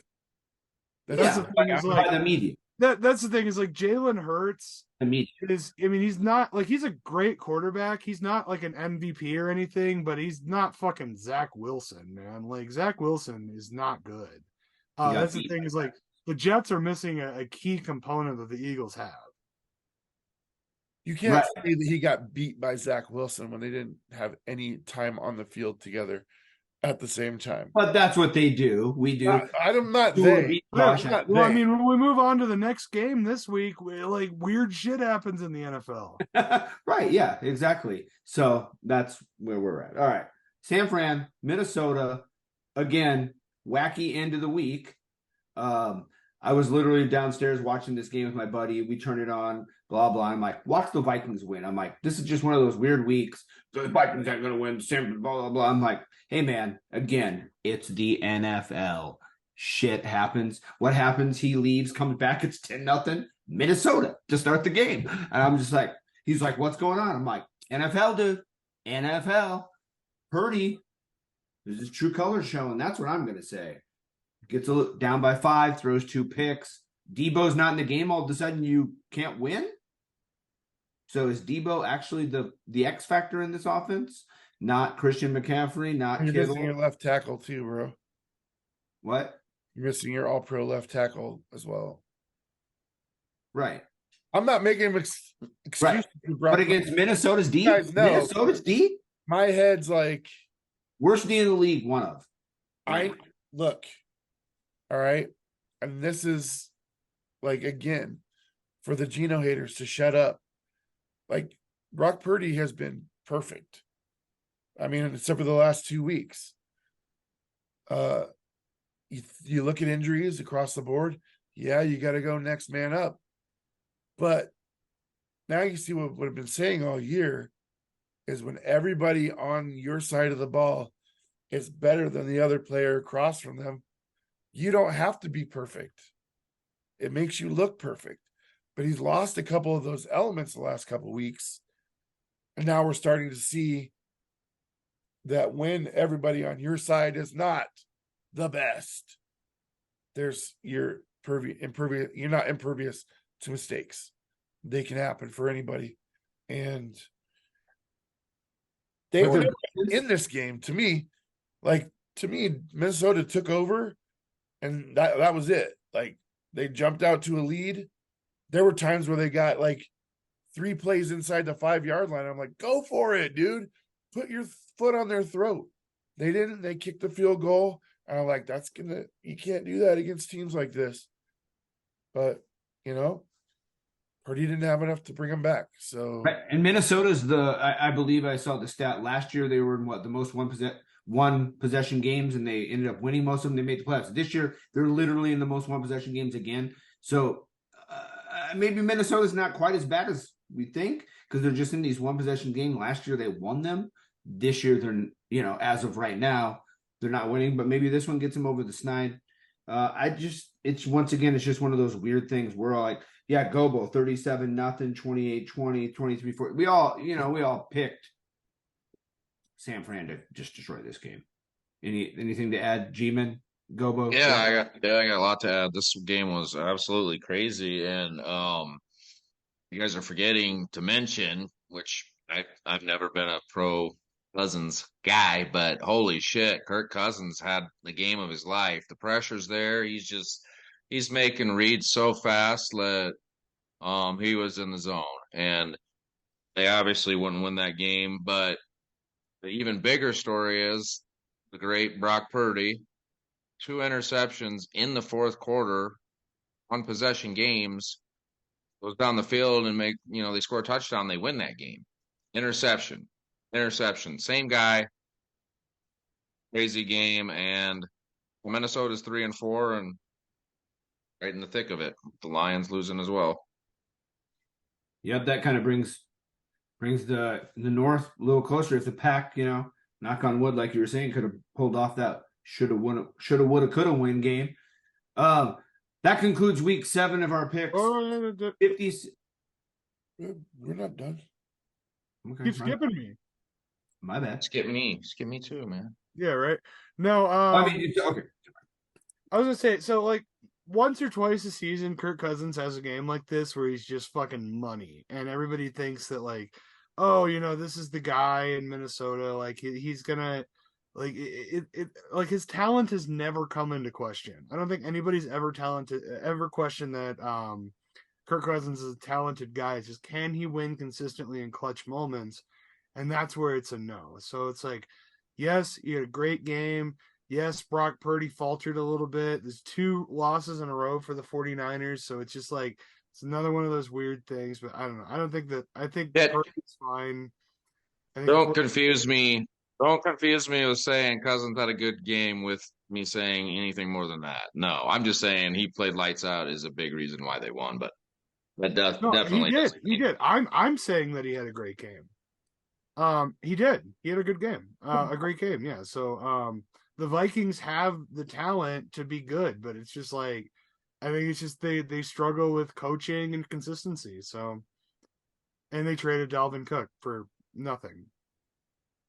Full health 49ers defense, 45 dropbacks, Cousins 0 sacks. Not good enough. Was the game plan to get the ball out of his hand quick? No, he was getting pressured, but maybe he got it out quick. Like I said, just like he played the game of his life, one of the best games he played in prime times for sure. So, well, now this was also Addison had 2 touchdowns, and this was the one where it looked like San Francisco was going to intercept it, and all of a sudden Addison has it and is just running to the end zone for 80 yards as well. It was crazy. Right. If you watch the Manning cast, they actually talked about that play because they were like, they literally played zone all game, and then for some reason they go to man during that play. and then they get burnt for a touchdown. But if you're in zone, you let them catch it halftime, like literally. Addison, he ate, man. Yeah, He had a game. made a play. Should have had a third. Actually, one Cousins had one bad throw, which was Addison wide open in the fucking end zone. He tries to throw a laser, and all he had to do was just toss it up there. That was weird too. Yep. So anyway, we got a weird, wacky week 7 recap. Move on. Again, Week 8. I went for 956 and 50 overall. James Mars 7-6, 60 and 46 overall. G-Men Jazz 6-7, 61 and 45, has a 1-game lead yet. Gobo, like myself, 4-9 this week, 58 and 48. So it is a very close race. Man, 4 wins. I can't believe that. I was like counting mine. I'm like, 4 games. This sheet's gonna put you guys all behind me. Oh, is it? Is it? Sounds like a challenge. All right, if you're at home, we love that you're playing along. Jason, thanks for putting your picks in. We appreciate you watching the show, getting on here. Make sure you stick around. Ricky's picks. Again, just pick who you think's going to win.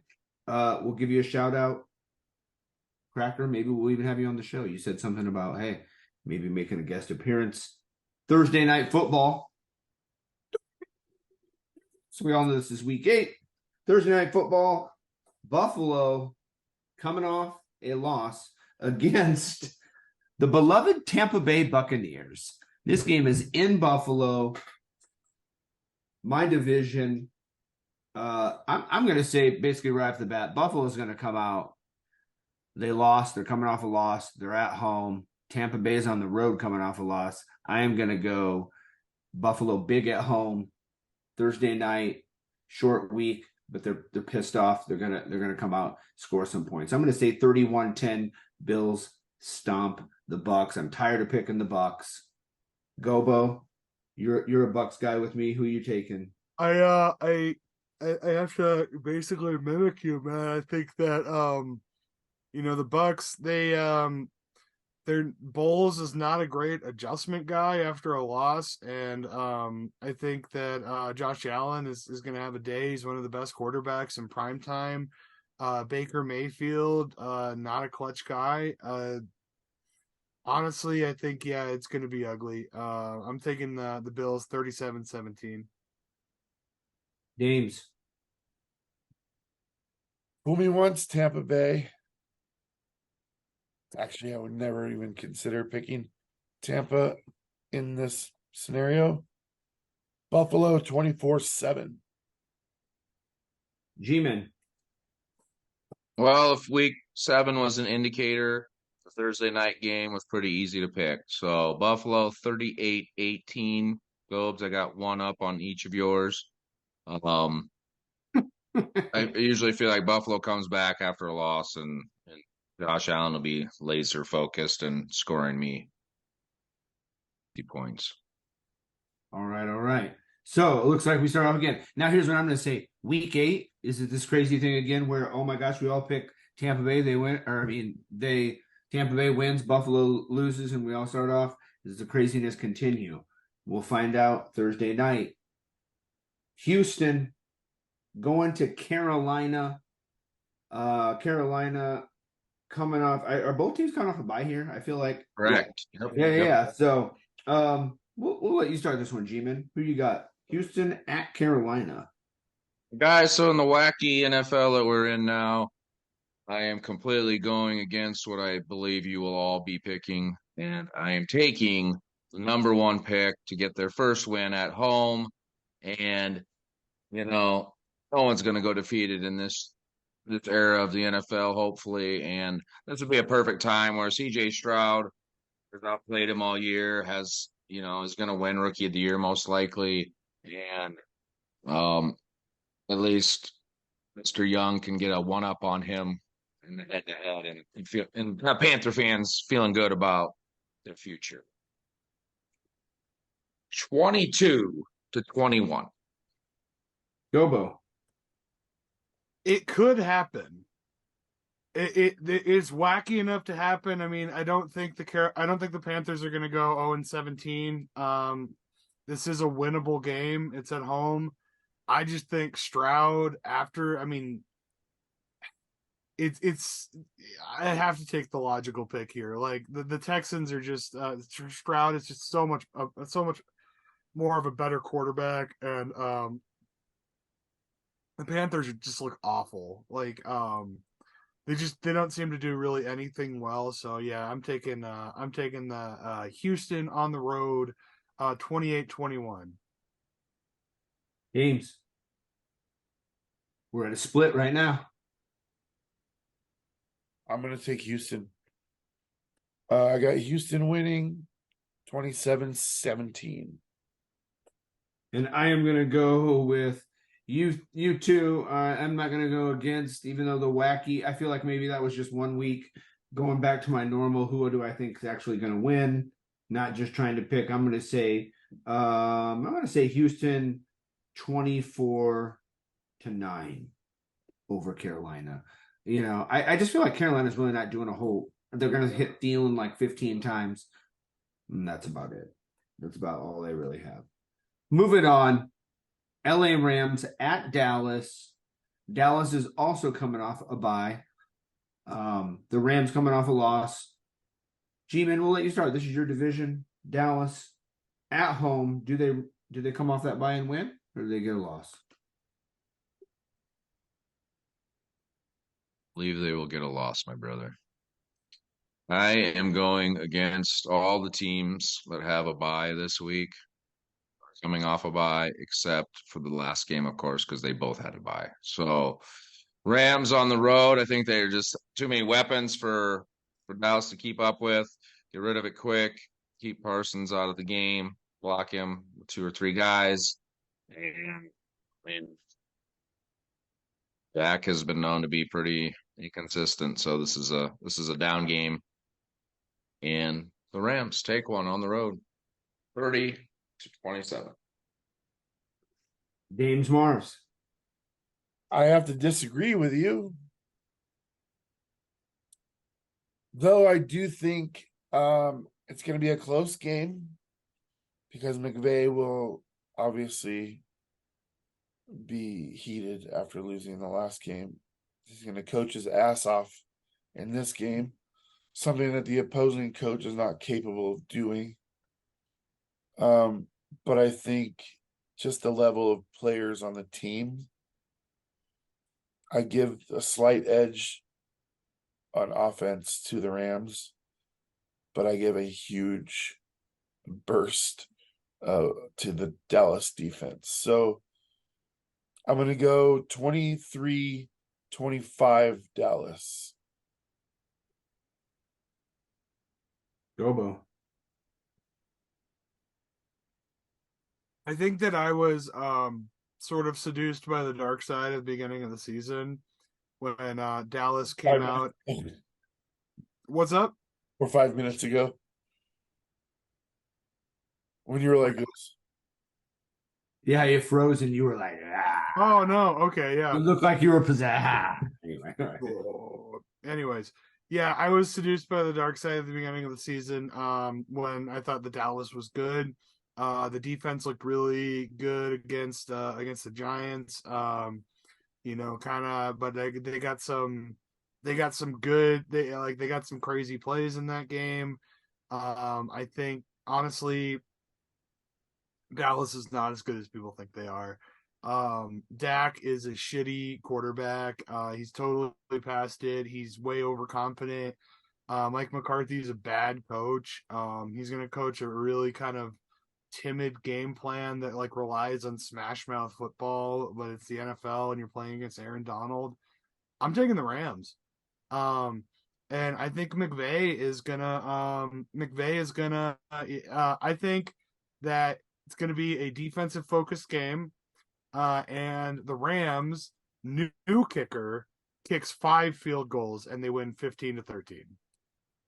Ooh, I like the prediction.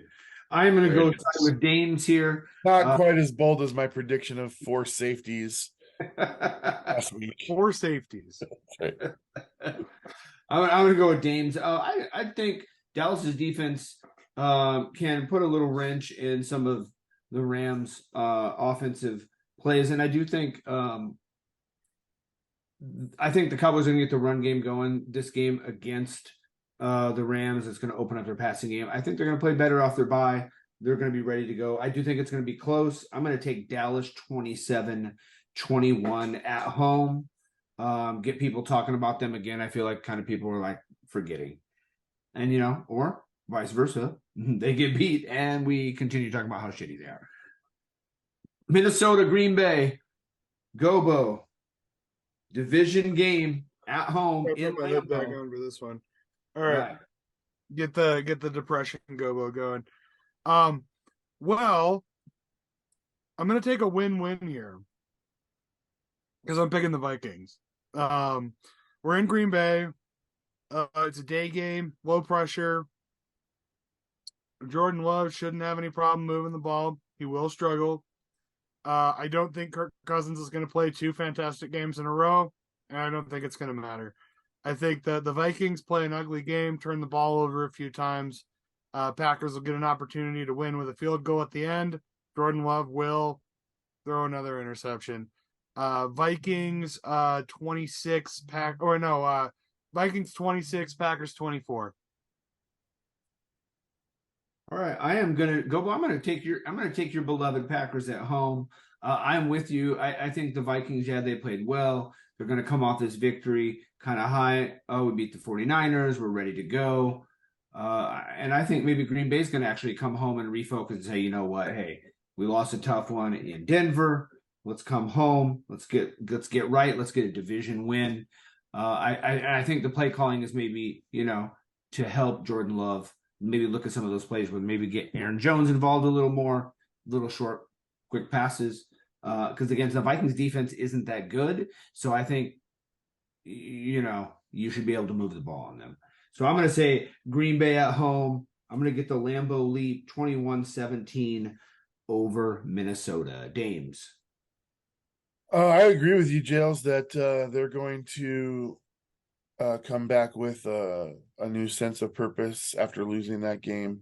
But then they're also going to realize that Jordan Love is still their quarterback, and 38% throws over 10 yards ain't going to get it done. So I got Minnesota 28-15. G-Man. Yeah, the scary thing about that stat is 38% of the time, if they ran that 3 times, they're getting a first down every time. But that assumes that they throw it downfield every single play. Well, right, I know. Yeah. But it's very strange to word it that way. It loves numbers. Anyway, Minnesota on the road, 27-17. Green Bay just pisses me off, so losing to Denver is just the final. I'm not gonna pick them now. I got to see it again. So sorry, Gobes, Minnesota on the road. You gotta apologize. Dude, to me. like I picked Green Bay against Denver, fully expecting them to win. And we all did, didn't we? Yeah, and I'm just like, Yeah. Well, yeah. Mm-hmm. Just saying, hell sucks, man. Yeah. No. Welcome to NFHell. Next game, Indy at home hosting the Saints. I like what the Colts were doing. Like we said, they lost a close, tough game last week. Minshew magic. I do think he's, like Dame says, I don't think he's as good maybe as you think he is, but I do think he is a very pretty good quarterback, especially as your backup, now your starter. Now you got Jonathan Taylor back. That's definitely going to help him open up some passing lanes. And the defense is still pretty good. They're able to make some plays. So I'm going to take the Colts at home. I just don't like what the Saints are doing. I don't like Derek Carr. And with this whole I'm calling out other players, that stuff kind of rubs me the wrong way. I get it. Shit's bad. You lost a game, but you know what? Be accountable. I'm going to take the Colts at home, and I think they're going to score 35-21. James Mars. You're silly. You're silly when you say that Gardner Minshew is not as good as I think he is. You're absolutely silly. He's a backup quarterback who's finally starting because the starter, who's a rookie, got hurt. He's not that good. Okay. But you can't be like, oh, Geno Smith is doing great. and not look at this man also. Every time. All right. But here's the thing. You say that, and then you're like, he's going to put up 35 points. That's fucking huge, dude. 35 points in the NFL. Like an average to bad quarterback is not going to do that. And the fact that you say that one thing. Well, does it mean he would score all the points? Maybe their defensive, there's other ways to score points. Running game. I understand that, but a shitty defense. He should be. I'm going to go through the numbers and see who I would start him over. Okay. All right. Next week. Next week I'll do it. The Minshew metrics. Because I know Gobo would take him. I would. I think you should be the first one to call them as soon as Richardson's back, although he's done. But I mean, I'm just honestly, I would take him. If I found out tomorrow that Geno Smith is gone, Gardner Minshew is our quarterback, I'm like, you know who Minshew reminds me of? Who? Kind of like Tyrod Taylor, actually. Right. Capable backup that can run around a little bit. Minshew had like 2 rushing touchdowns, I believe, last week. It was pretty impressive. He's got the I'm picking Indy to win. I'm picking Fitzpatrick. He's got the Fitzpatrick. I'm just saying my opinion on him. Yeah, I'm not saying you're right. Gardner Minshew sucks. I got Indianapolis 42-8. But fucking Gardner Minshew sucks. With four safeties. 4 safeties. Yeah. Yeah, 8. Anytime you hear me say 8, it's not a touchdown. It's 4 safeties, yeah. 4 safeties. Oh, it's 5 safeties. G-Man, who you got in this game? I got the Colts as well, 23-10. I believe I saw Olave got some kind of 35-mile-an-hour over speeding limit. Man, keep the speeding on the field because he's been kind of a disappointment, and seems like Kamara's all they got. He had like 12 catches on top of 17 rushes. So Colts 23, Saints 10. Olave's fast, but it's only to his own detriment, it seems like. Yeah, Colts are gonna win. Like I said, I'm a DeForest Buckner fan. I hate to keep talking about him, but the dude is one of the more prolific pass rushers in the AFC, and he's gonna eat Derek Carr's fucking lunch on Sunday. Like Derek Carr, like he sucks. He sucked in Oakland. He sucked in Vegas. He sucks in New Orleans. So honestly, like, yeah, they're the Saints are in NFHell right now.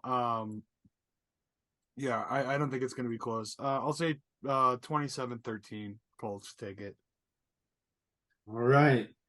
New England, Miami, another AFC East game this week where I'm just like, really? Again, I'm like, who do I want? I mean, if New England wins, that's cool because they knocked down Miami. But then if Miami wins, then whatever. I'm just going to take what I feel like is going to happen. I feel like Miami is going to win.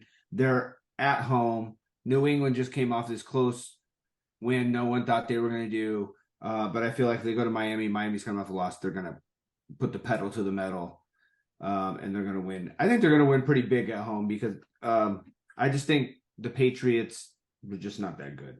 So I'm going to say Miami 24-10. Gobo. I'm going to say Miami 42-28. I wish both these teams could lose. Because I dislike both of their fan bases quite a bit. But I'll tell you, New England, even if they're going to have a decent game offensively, they're just going to get fucking toasted by that receiving core. Like I said, Miami can smoke the bad teams. Despite last week, I still think the Patriots are pretty bad. So I'm taking the D-men. I'm right with you. G-men? Guys, I got a buddy at work that's a Dolphins fan. He doesn't follow a lot of the league. And he has made predictions for just the Dolphins game remaining. And see how he does. He's agreeing with most of us so far. Miami over New England this week. Ernie, I agree with you, bud. 40-20. Miami's too much for New England, and can New England ride the wave of last week and surprise everyone? And now they're going to be in mix of playoff talk when we were just on the hot seat 2 weeks ago. League crazy. Who knows? If New England goes on a run and Mac Jones wins the fucking Super Bowl, I think we all owe Damon we should all just send Damon $100. I won't be on this show if the Patriots win the Super Bowl with Mac Jones. I agree. I will quit the show. That's one thing. We'll send him money to buy a new cast. And I'll be putting out ads saying, does anybody have what it takes to go toe-to-toe with the man who saw Mac Jones for what he actually is? And then you can show me at my funeral because I'm dead. Yeah. Because he's fucking dead, yeah. I killed these last two guys. Yeah, I mean, James, who are you taking in this then? 21-20. You know who I'm picking, baby. Mac Jones going to get sacked a bunch. And the Miami Dolphins are going to win by a point. Oh, come on. I thought you were going Belichick. Mac Jones. Thought you were going Belichick. No? All right, we're all going Miami. I'm one game out of the lead, you guys. I got to play it smart here. I was one game out of the league last week. It just takes one bad week. Yeah, Gobo and I were like, I mean, we're still technically in it because you guys could have 4-win weeks. Everybody's in it, dude. Everybody's in it, especially you at home. You in it, Jason? Pretty sure you are. Better pick than us. We should have Ricky get a trophy this year. Hear that, Panther fans? Everyone's still in it. We're gonna get a trophy, and whoever wins it's gonna have it behind them every week. Make sure the plaque starts with my win last year, dude. Just make sure it's like tiny, like comically small. Yeah, really tiny. Spells up with an asterisk. You won by not having 100 losses, but I won. You didn't do the whole season anyway. Game of the week. Game of the week here on NFL when we match up two teams that are in hell. So now it's like would this be like whatever fire on fire, little fire on fire. We're gonna start with Gobo and Dames. Dames will let you go first, Gobo. That way us two can get our. What does he got? Oh, it's fucking blank. Are you flipping a coin? I'm gonna flip a coin because I don't. Fuck yes, dude. Fuck yes. Let's go. Coin flip. Let's fucking go. Wait, do you have your own? Is it Gobo flipping the? Dude, and I'm telling you right now, yeah. Whoever I end up with, I'm rooting for that team. And I'm coming to you guys, and I'm rooting with whoever I land on. I mean, Jess is going to be in Des Moines. I'll be here. So you're not watching it together? No, you watch it together. All right, somebody flip something. Gobo, pog it. Pog it. All right. Pog it. Grabbing a random pog out of the stack here. What the fuck is this? It is cow. I don't know if you can see this on the camera. Cow jazz. It's a fucking cow playing a saxophone. Jazz, that's the Giants. With the purple. Yeah, that's me. Who's the so the Giants are the home team? Mm-hmm. Yeah, all right, cow jazz is the Giants. The backside is the Jets. Mondanes. Jets. Let's go! Sorry, cow jazz. Jets. What's the score, Buck? What score are you taking? 8-9, 4 safeties and 3 field goals. 9-8. Hold on a second. I want to take this time. 1 field goal and 3 safeties. The 7 safeties in one game. Arizona Diamondbacks have just beaten the Philadelphia Phillies. Let's go. We had 2 7-game series. All road teams won every single game in both series. That's amazing. Bizarro time. That's amazing. Responsibly. Where's are we in some weird astrological things going on right now, or what's going on with these crazy games? Venus is in Saturn, which is yeah. So 9-8 Jets. All right. Bark at the moon. Bark at the moon. Gobo, who you taking? Are you gonna flip? Are you gonna coin flip too? No, I put the pogs away. Pogs are away, guys. Pogs are away, guys. It's No just more like pogs. third grade. It's like, all right, let's put the pogs away. It's time to Come go back on. to class, use our brains, and think about who's going to win this game. Because I love you guys equally, at least to your faces. But the Jets are just a way better team. I'm sorry, Jess. So I'm taking the Jets on the road. It's not even a road game. They just show No, up it's at their not. stadium.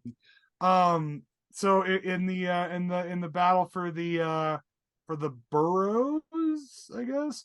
I'm taking the Jets 28-17. Well, as a nice host, I'll let my brother go before. Yeah, Jess, drop some truth on us. Go. Yeah. I'm already writing Giants in. I mean, I doubt you're picking the.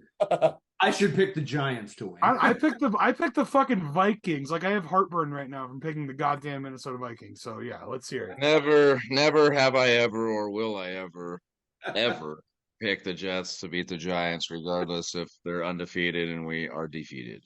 So let's get that out of the way right here. Like no one doesn't know that already. I mean, it's real simple, guys. Zach Wilson is the reason we will win. My defense is balling out, getting pressure up the middle. Leo has just showed up. It's against his old team. He's gonna want revenge. Him and Bex together.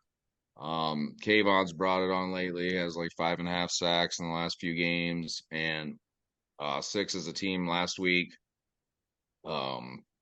Tay Banks, rookie, had an interception, and he's been holding pretty good receivers down. So Garrett Wilson's gonna have an average game for him, and it's gonna be a low scoring game just like last week. Giants are gonna win 14-7, and they're gonna distress Zachy Boy all game long, and the veteran Tyrod's gonna get another win, and we're closer to that 6-6.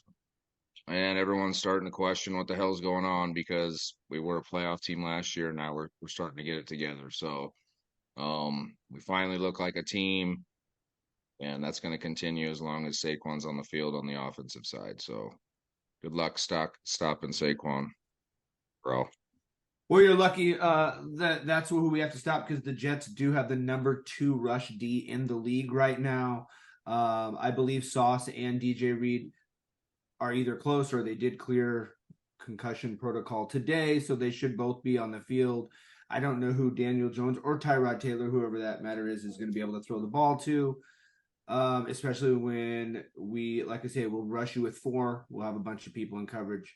So I feel like our defense is going to contain Tyrod Taylor or Jones because we know we can stop Barkley, or we have to stop Barkley, and then, who's going to beat us on the outside? No, it's not Hyatt.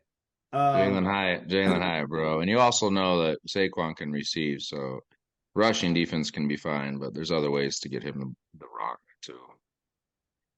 Also, you forget the Jets have Breece Hall on the other side, Garrett Wilson. And last time I checked, the Giants defense, just because they had one good game against the Washington Commanders, doesn't mean all of a sudden they're this great team. You're Sam Howell, who's their running backs, who's their receivers, and it was 14-7. So it's not like the Giants came out and Saquon just rushed all over the Commanders. We can talk about this till we're blue in the face. We've been talking about it our whole life because, obviously we go against each other. The last time we met, we were actually at the game, and the Jets were victorious. I don't see any reason that that's not happening. The Jets need to get to 10 wins. This has to be one of them. Okay, hold on. 33-14. Was that a preseason game you're talking about? No, we went to Jamal Adams, sack in the end zone. Yeah. I couldn't remember. Daniel Jones stripped it from Daniel, ran it 30 yards for a touchdown. Hey, you can't talk good about him now when you talk shit about all this. When he was a Jet, man. I can't remember the order of the preseason one. The Jets won that game too, I think. Yeah, but imagine, now that you're mentioning Jamal Adams, if he would have lasted beyond the 8th play of that game, how many more sacks he would have had? A lot. Jails, I don't know if I love you or hate you when your team is like mediocre. You're fucking not me. The way you talked trash to him just now, with like Our defense is a top defense. Zach Wilson is you guys are all talking about how bad he hasn't even started two years in the league. He's like 8-5 or something as a starter. No, you can throw all the He has stats a out winning there. record. You can throw all the stats that you want. Yeah, That's I know. fine. I'm just saying the way you talked trash to Jas just now was like the kid that used to steal your fucking lunch money and now you're a millionaire and he's like in prison. That's the way you just talked to him. And I was just like, whoa. I mean, the Giants. I'm only 2-5. I'm only 2-5, bro. I'll be okay. It'll be okay. It'll be soon 3-5. You know. Right. All I right. don't know. I loved it. I guess. I'll hit you with the surprise. Damn, he's your brother, dude. Ease up. Gee. I mean, if the Giants weren't playing the Jets, obviously, I pretty much root for them. But this week, if we tie, I guess it's like kissing your brother. All right, Jacksonville, Pittsburgh. Jacksonville goes to Pittsburgh. Pittsburgh coming off a big win, right? Jacksonville also, like we all have been saying, climbing up this. They're getting better, kind of like to last year's form. James Mars, let's start with BD. This is an awesome game, dude. This is one that I've circled. I can't wait to watch it. Because I don't watch these teams a lot. I mean, I watch as much as I can, but like full games, it's hard for me to get them in. What I like about this game is that it's in Pittsburgh. And this team they're a team. They're like a team. They're not good. They're not bad, but they're a team. You know what I mean? It's like they win together and they lose together. And that's what it is. They don't like yell at each other about it. Oh, fuck. They don't Derek Carr each other. Yeah, they don't yell at each other about it. They're just like, we are what we are. You know, let's fucking go. You know, and I don't see a lot of teams that do that. There's a lot of infighting. And it's that to me says everything about the head coach. That said, Jacksonville has not looked. I mean, they looked like they were on cruise control last week. If they do that in Pittsburgh, I mean, they ain't gonna miss 3 field goals either. So I'm gonna stick with Jacksonville. I hope somebody picks Pittsburgh because I think you have an opportunity to steal one here. But I got Jacksonville 27-24. I'm going to stick with the Jacksonville bandwagon as well, Dames. Beginning of the year, I was a little shaky on them. Pittsburgh, I'm with you. They can win some, they can lose some, but I just think this is more about Jacksonville and how well they're playing. Pittsburgh did just come off like a great road win, like we said, but I'm going to take the Jags on the road, 30-20. I think they keep rolling. Gobo. Well, I mean, honestly, this is a tough game because I would say if the Rams would have won last week against Pittsburgh, I would be picking Pittsburgh this week because, like we say, statistically, Tomlin never loses twice in a row. But because Pittsburgh did get the win, I think that they're going to be a little bit less pushed. I think that they're not going to have as good of a game plan, and Jacksonville is just a way more talented team.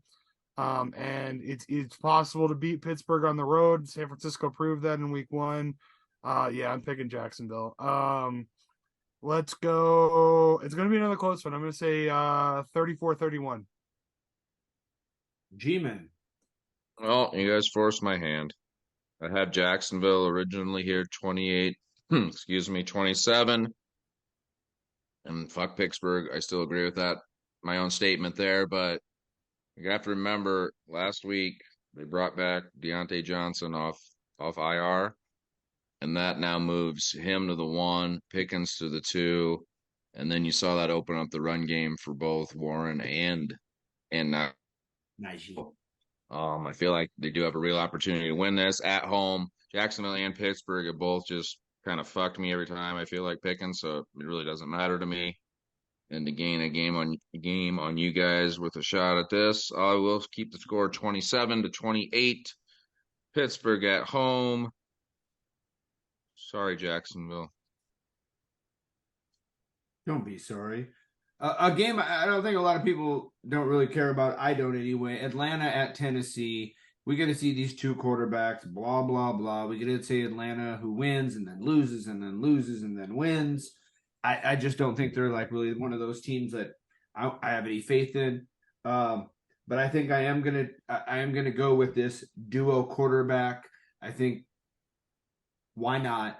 Again, with one of these games where the traditional team should, you know what? Why not? Maybe they have some stuff up their sleeve. Their defense holds a minute. They come in, they run this time, they bring this quarterback in, they throw that time. I am going to say it's a low scoring affair, and I'm going to say they win 14-13 over Hotlanta. G-Men, you're up. I would love to go next, my brother, and I believe it was a quote before the show by you. If you have two quarterbacks, you have no quarterbacks, and now you are picking those two said quarterbacks versus Ritter, who is a winner. Atlanta on the road, 21-13. I think I saw something. I mean, I wish he was at home because I think I just saw something that Ritter has never lost a home game in his life or something. Something absolutely crazy. So, anyway, Atlanta 21-13. 21-13. Gobo. Yeah, Atlanta sucks on the road, honestly, but Tennessee sucks more just in general. So yeah, I'm gonna take the Falcons. God, and just an abysmal display of gridiron incompetence. So yeah, we'll say 14-10. Don't even bother watching. I mean, unless you want to see a fucking team with two quarterbacks, which is just God. I want to see Bijan. He should be hopefully over his sickness by then. Bijan, when he's not shitting his brains out, is definitely a much better player. James Marps. You guys are gonna watch this game. Okay, do it. And I'm gonna roast a chicken, and I'm gonna cover it with peach barbecue sauce. Just in honor of both cities, and it's the least I could do for two hunk of shit towns. I do like Ritter. I like him. I mean, don't jinx it. What does that mean? What's he have jinx it for who? So hold on. Now I'll be like, I picked Atlanta. Like, Daniel Jones is not the problem. He can make every throw. Sign him today. No, we're not on that game. I don't even know what that means, but I got Atlanta 14-10. And a barn burner. Wow, you and that was literally the same score I just gave. Yeah. Really? Score. Nice. Okay. Nice. All right, G-Man, you can start this next one off. Your division. Philly, who's all unstoppable, going into the Commanders, who you just beat. Pretty sure we know your pick, but you never know. Again, wacky week. Everybody on here, we're all like, oh, this can't happen. This can't happen. Literally, Gobo, this happened to us last week.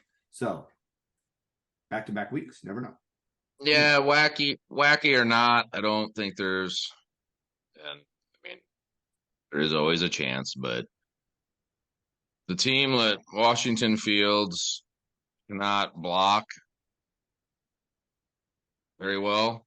I mean, we were getting constant pressure. We do blitz. Philadelphia gets pressure. They're known for that. And Mr. Regular Season winner, Jalen Hurts, wins again. Easy win, 30-10. And I'm not sure when Howell's starting job starts to get in question, but I believe that wasn't settled between him and I think Jacoby Brissett till late in training camp. So when will Washington make a switch if they don't start getting it together? Because he's on pace now to be sacked like 100 times. So he's now on pace to break the record by like 25 sacks, which is ridiculous.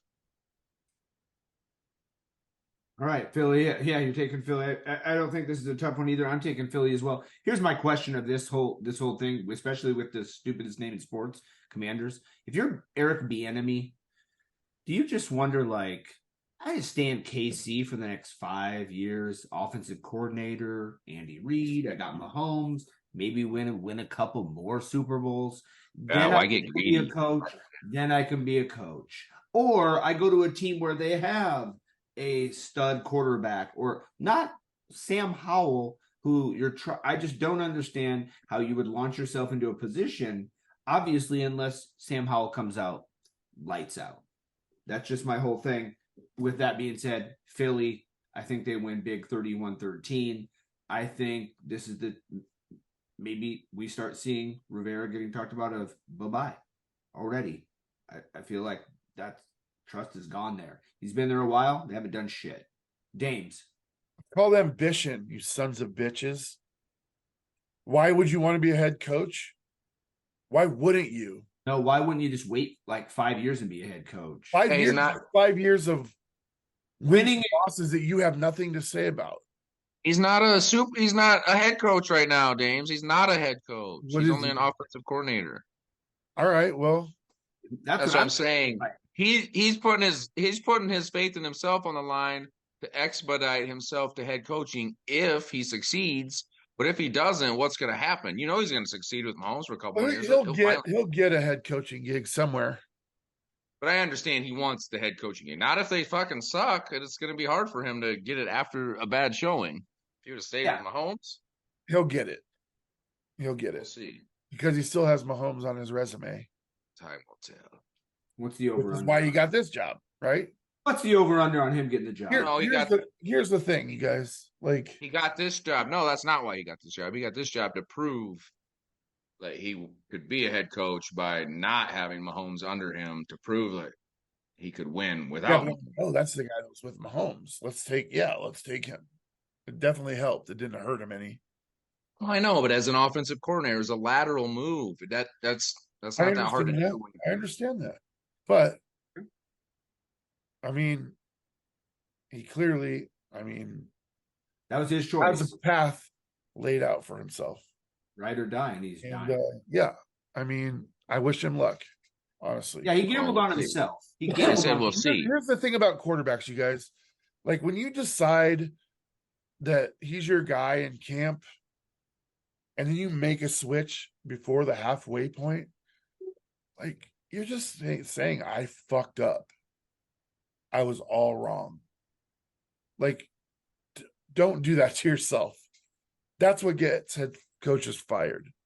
I don't think Riverboat Ron, I don't think anybody's like, we got a Super Bowl team. Ron will get us there. Nobody said that before the season started. That's not the expectation on the table. They've won some games that they shouldn't have already. I think that's what they're looking for at this point. Would I be surprised if they moved on? No, but I really think that he has at least another year to figure things out there. I don't think he's on the hot seat because they had these lofty expectations. That said, this is a game where Philly has a chance to show me more than just the trenches. I want to see the star players make me go more than just like, I want to see that. And this is an opportunity for that to happen. I think it will. I got Philly 41-19. I don't know if you consider AJ Brown a star, but he has over 125 yards in 5 straight games. So I mean, there are some pretty good things going on. It's pretty fucking impressive. Good, yeah. As much as I hate Philly. And here's the thing: you say that, and if I look at that stat line, I'm like, yeah. It's like when I'm watching it on the field, I'm not like, wow, these guys are awesome. It's just. I am. Have you seen the tackles he's breaking, the touchdowns? You better go rewatch his highlights, man. That should impress you. He's a monster. I will do that. Superstar, man. I will do that. Sick. I won't. Fuck the Eagles. Gobo. Yeah, Eagles are gonna win. Because they played Washington already once this year, right? And it was a kind of a close one. Question. Not sure. We'll have to look back on that. Sounds Yeah. right. I believe that this is the second time these teams are playing. Yeah, Philly is just better at every position. Does Ron Rivera get fired at the end of the year? I don't know. I don't like the expectations were pretty low, but I think that in a business setting, like you have to kind of I mean you have to see wins as your product that your company makes, and they're not really making enough. So it's somebody's got to go. Some sort of shakeup has to happen if Washington's going to go back to being relevant. But yeah, Philly's going to roll them. I think in this game, I don't think it'll be as close as the first time around. So I'm taking the Eagles 30-13. So there's new ownership too, which is another thing to consider. Yeah.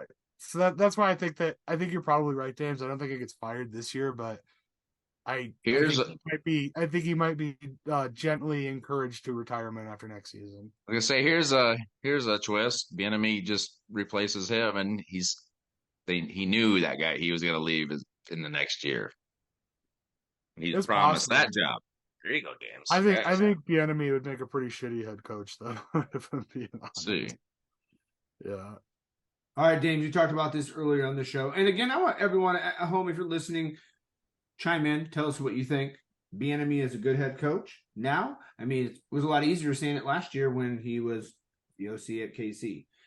Seattle, at home, 12th man, need to come full force. Got the Browns coming to town. Well, I was not pumped at all to play Arizona this week. I mean, once the game starts, you're like, yeah, these are division teams, so it'll be fun. But this game, dude, not only we got the new uniforms that will be sporting, which I think will give the players a whole new. I mean, it matters. You guys, when you come out in uniforms that you're like, oh yeah, dude, I gotta defend it. You like defend it. Like you're like, holy shit. I don't think that's gonna matter that much. Cleveland's defense is the number one defense in football. Did you know that? Ridiculous. Doesn't surprise me. They Yeah. haven't given up 1,000 yards in the air yet. They're at 800 and something. At week 7, Wow. 8. That's insane, dude. That is insane. That is absolutely insane. So this game is going to be tough. It's going to be a game in the trenches. They got a bowling ball across. We got a bunch of pins that are not whatever bowling pins are made of. I think wood. They're made of wood. Our bowling pins are made out of plastic right now. Like the Fisher Price. Yeah, you got a real bowling ball coming up against those plastic pins from the fucking bowling game that y'all had when you were kids. And I don't know, whoever's throwing that bowling ball, be careful because it has a disaster written all over it. I do like that we're at home for this one. I do like that we got the boost from the uniforms. DK Metcalf missed last week. We should be getting back 3 or 4 players of consequence this week. I don't know that we'll have any extra help on our offensive line. But I'm going to go Seattle in a tight one. 21-14. I'm going to say that is not that tight, but it's a score, right? Our defense has been ridiculous also the last month. So let's see what happens when 2 really good defenses play against each other. It's going to be a low-scoring game. Right. Yeah. And it's funny because I basically was kind of with you as I'm taking Seattle because they're at home. I'm taking a dog fight 21-20. And I'm with you. I think both defenses are going to play good. I just don't think Cleveland's offense is that good. So I feel like that's where you have the edge. You're at home. That crowd against that offense, I feel like you're going to make some plays. And so that's where I think the deciding factor is going to be your defense. I think you score once. So again, I think you win a close one, 21-20. Gobo, who you got? Damn it, I was hoping to go last because I want to shake things up here. You guys picked Seattle, I'm picking Cleveland. Um, and the sole reason is Cleveland has been finding ways to win. They got a lot of momentum. I hate to give any of the Geno doubters like any more fuel, but I think Geno's going to spend a lot of time on his back in this game. I have Myles Garrett is potentially on pace to be a defensive MVP. And Cleveland is just nasty on defense. They got a great secondary. I don't have a lot of faith in Seattle's run game. I mean, yeah, I think it'll probably be a low scoring game, but yeah, I got Cleveland winning this one. Let's go 19-10. G-Man. Guys, this was a harder game for me to pick. I don't think a lot of points you guys have made, I do think, are pretty much true. Cleveland's offense is going to have a harder time to score than Seattle's, in my opinion. And Myles Garrett will still have a couple sacks, but I think Seattle's run game with Kenneth Walker can win this game. And their defense is awesome. They fly around. Both of them do, but hard game to pick. Seattle at home, 27-16. The uni boost. Give it to us. Let's go. I also want to make the point that Tampa busted out the creamsicles and lost. So Oh, that's true. just saying. But they're Tampa. The creamsicles never really signified winning, so they kind of Well, copied neither did the vintage Seahawks jerseys. Like, Plus, this is the That's first a good time point. we've done it before. This is the Yeah. first time. First time. Is Steve Like a virgin. Largent and like Like Kurt a Warner virgin. going to be in attendance? 98 was the last year. Are they going to be in attendance like all these old school players that wore these, like Largent and stuff? Oh, Steve, dude. I was gonna say Steve Largent. Steve Largent has to be in the house wearing his uni. All right. Or who is the linebacker? Brian Bosworth. Oh man. The Boz. Boz. I was gonna say the wrestler, yeah. I should play it against the Raiders and get him and Bo. Balls in the jerseys. Just have like Bo run him over again. That'd be fun. Yes. They might run that commercial. That'd be. They should wear those for the when they play the Raiders and do that. That'd be good. Guys, I had a poster on my wall when I was a kid. It was Wizard of Oz themed, and it said the land of Boz. Oh my god. And it was him on the yellow brick road with a girl dressed up as Dorothy and a guy in like a Raiders uniform smashed as the Tin Man smashed. That's awesome. Scarecrow in a Denver uniform smashed. And he's got his fingers in like crushing a Chiefs helmet. Like his fingers are like bowling balling a Chiefs helmet. It was the greatest poster. God, you Yeah, need you to gotta get find the this poster. fucking Hang poster, it yeah. behind you. That needs to be I behind should you. get it. You need to get that. That's like a I'll to-do. get it. That's on your to-do list. All right. Enough about Brian Bosworth. Wow, what a flash from the past. Make sure you're playing along at home. Thank you so much for viewing. Baltimore, Arizona. I'll go first on this one. I mean, last week this is kind of like this. Oh, this should be an easy pick. The Ravens, they're on fire right now. They're going to go to Arizona and win. I do think they're actually going to stay on fire. They're going to go down to Arizona, take care of business. I think Lamar stays on fire. I think they win 38-14 in Arizona. They're on a roll. G-Men. This is my definition of a perfect trap game. Like you said, a dominant AFC team coming off a huge win against a pathetic NFC team. Not in conference, doesn't mean a whole lot of anything really, other than get out of this game healthy, and it should be a walkover win for Baltimore, which I'm picking. But we'll see. 27-9, too much. Lamar. Gobo. Yeah, this is an easy one. James and I had the same fucking idea. Yeah, this is an easy one. Baltimore. I think it is potentially a trap game. I think that like Arizona, when you look at like their game against Dallas, like they have the opportunity to make a difference here.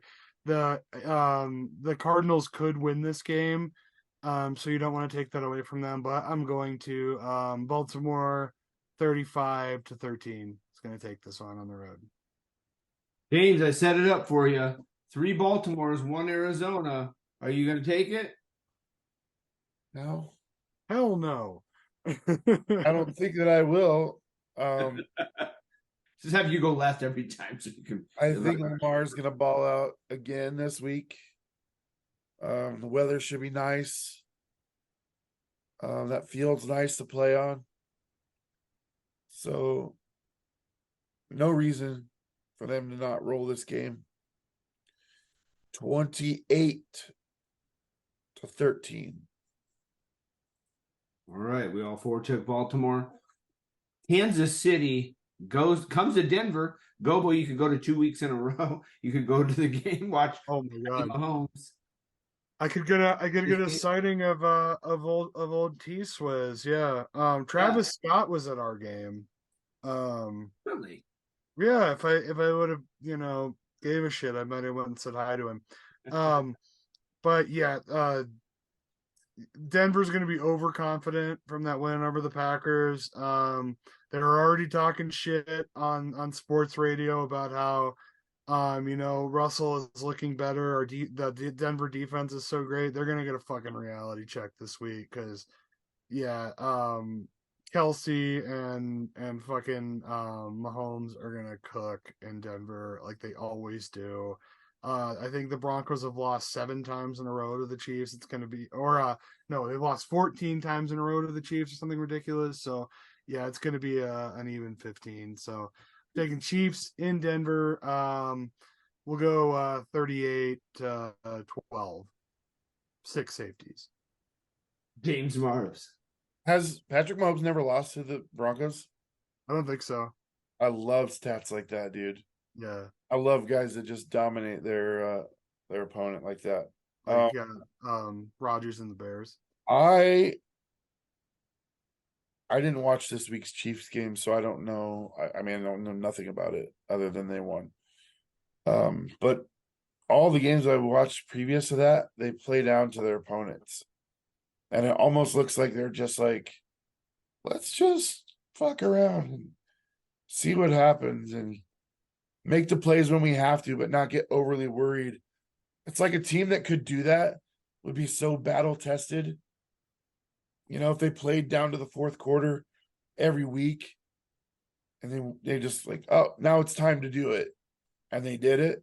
And there were years I felt like Pete Carroll did that with Russell Wilson. There was years I felt that way because I had heart attacks every week for like 3 years in a row when every game came down to the final 3 minutes. Is Kansas City dominant? I want to say that they're the best team in the NFL, but I haven't seen anything to make me think that yet. Now we got other teams that are falling back down to earth, like the Lions, the Niners, the Eagles, still kind of hanging around there. Who's the best team in the NFL? I want to see that it's Kansas City. I want you to tell me that you are. And that's you going into Denver and putting a 70 burger on them. You could do it. You calling that? No. 35-17. G-Man. Yeah, this is the longest winning streak. Oh wait, oh no. What was the Jets to the Patriots? I think it's the same. It's nice little up there. dig you threw in there. Oh wait, what didn't the Jets lose to the Patriots like 53? Don't worry, the Back for a Giants bit. Eagles. The Giants Eagles is like it's getting up there.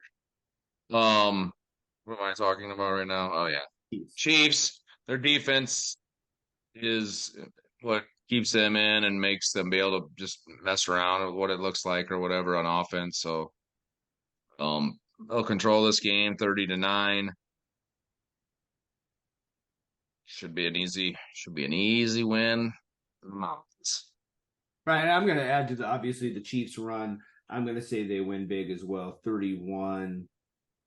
I'm going to say 7. I feel like Denver's not going to do much. They'll score on their opening drive like they always do, and then that's it. Just to kind of add, I don't know why I just thought it's, but the Jets defense has only allowed 1 passing touchdown in the second half this year, or 1 total touchdown, I think. And it was against the Broncos, the game I was at, garbage time, Russell Wilson. So just saying. Second half. Cincinnati, San Francisco. Probably one of the best games of the week, I would say. Most people are viewing in on this. Gobo, we'll let you start this one. In San Fran land, Cincinnati coming out. A rematch of the catch. Oh no, not the catch. This was the because the catch was against the Cowboys in the NFC Championship. But it was like the next week they beat the Bengals in the Super Bowl.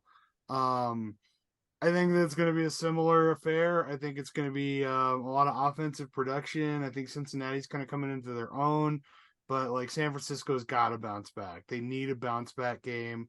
I think the Bengals and their somewhat questionable defense, I think, is a great way to do that.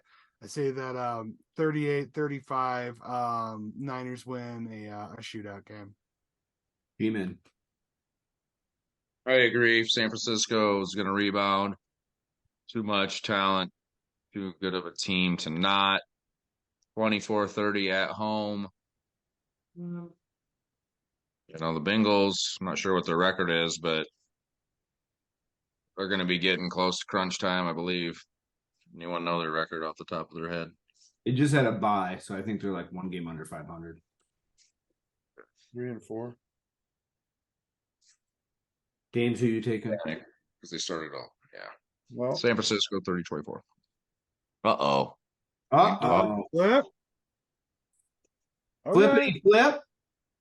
Gotta bust out the plug. I don't know. Oh my god.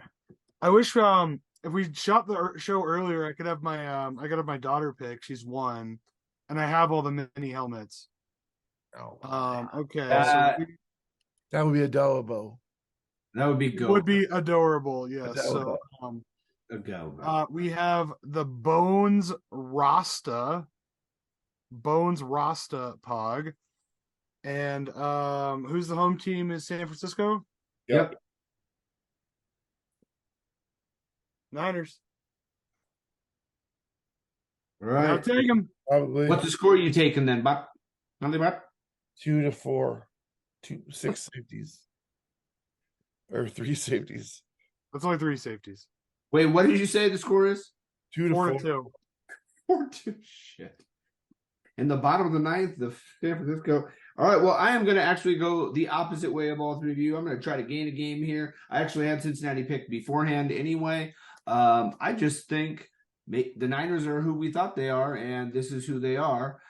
Maybe people are starting to figure them out. Purdy maybe isn't that quite that good. The Bengals coming off a bye. Last time I kind of remember the Bengals were kind of doing that thing where they're getting things rolling. Jamar Chase has 4 touchdowns. Can I? Yeah. Let them off the Okay, so Let him off the hook. like Purdy might not be that good. Okay. That's fine, and the tail of the tape is still out on that. But he won 12 in a row, and you're just like, oh yeah, he's gonna lose 3 in a row now. He might not be that good. And then now all of a sudden, after 12 in a row, he's gonna lose 12 in a row. He can lose 3 in a row. I mean, that's definitely possible. I mean, it's not like they're playing a bad team. Dude, Joe Burrow, Dude, a he's little more back. healthy. He's He's back. healthier. He had a week off. I'm just saying. We forget the Bengals were a team that's considered a Super Bowl contender. It's not like it's going to be so.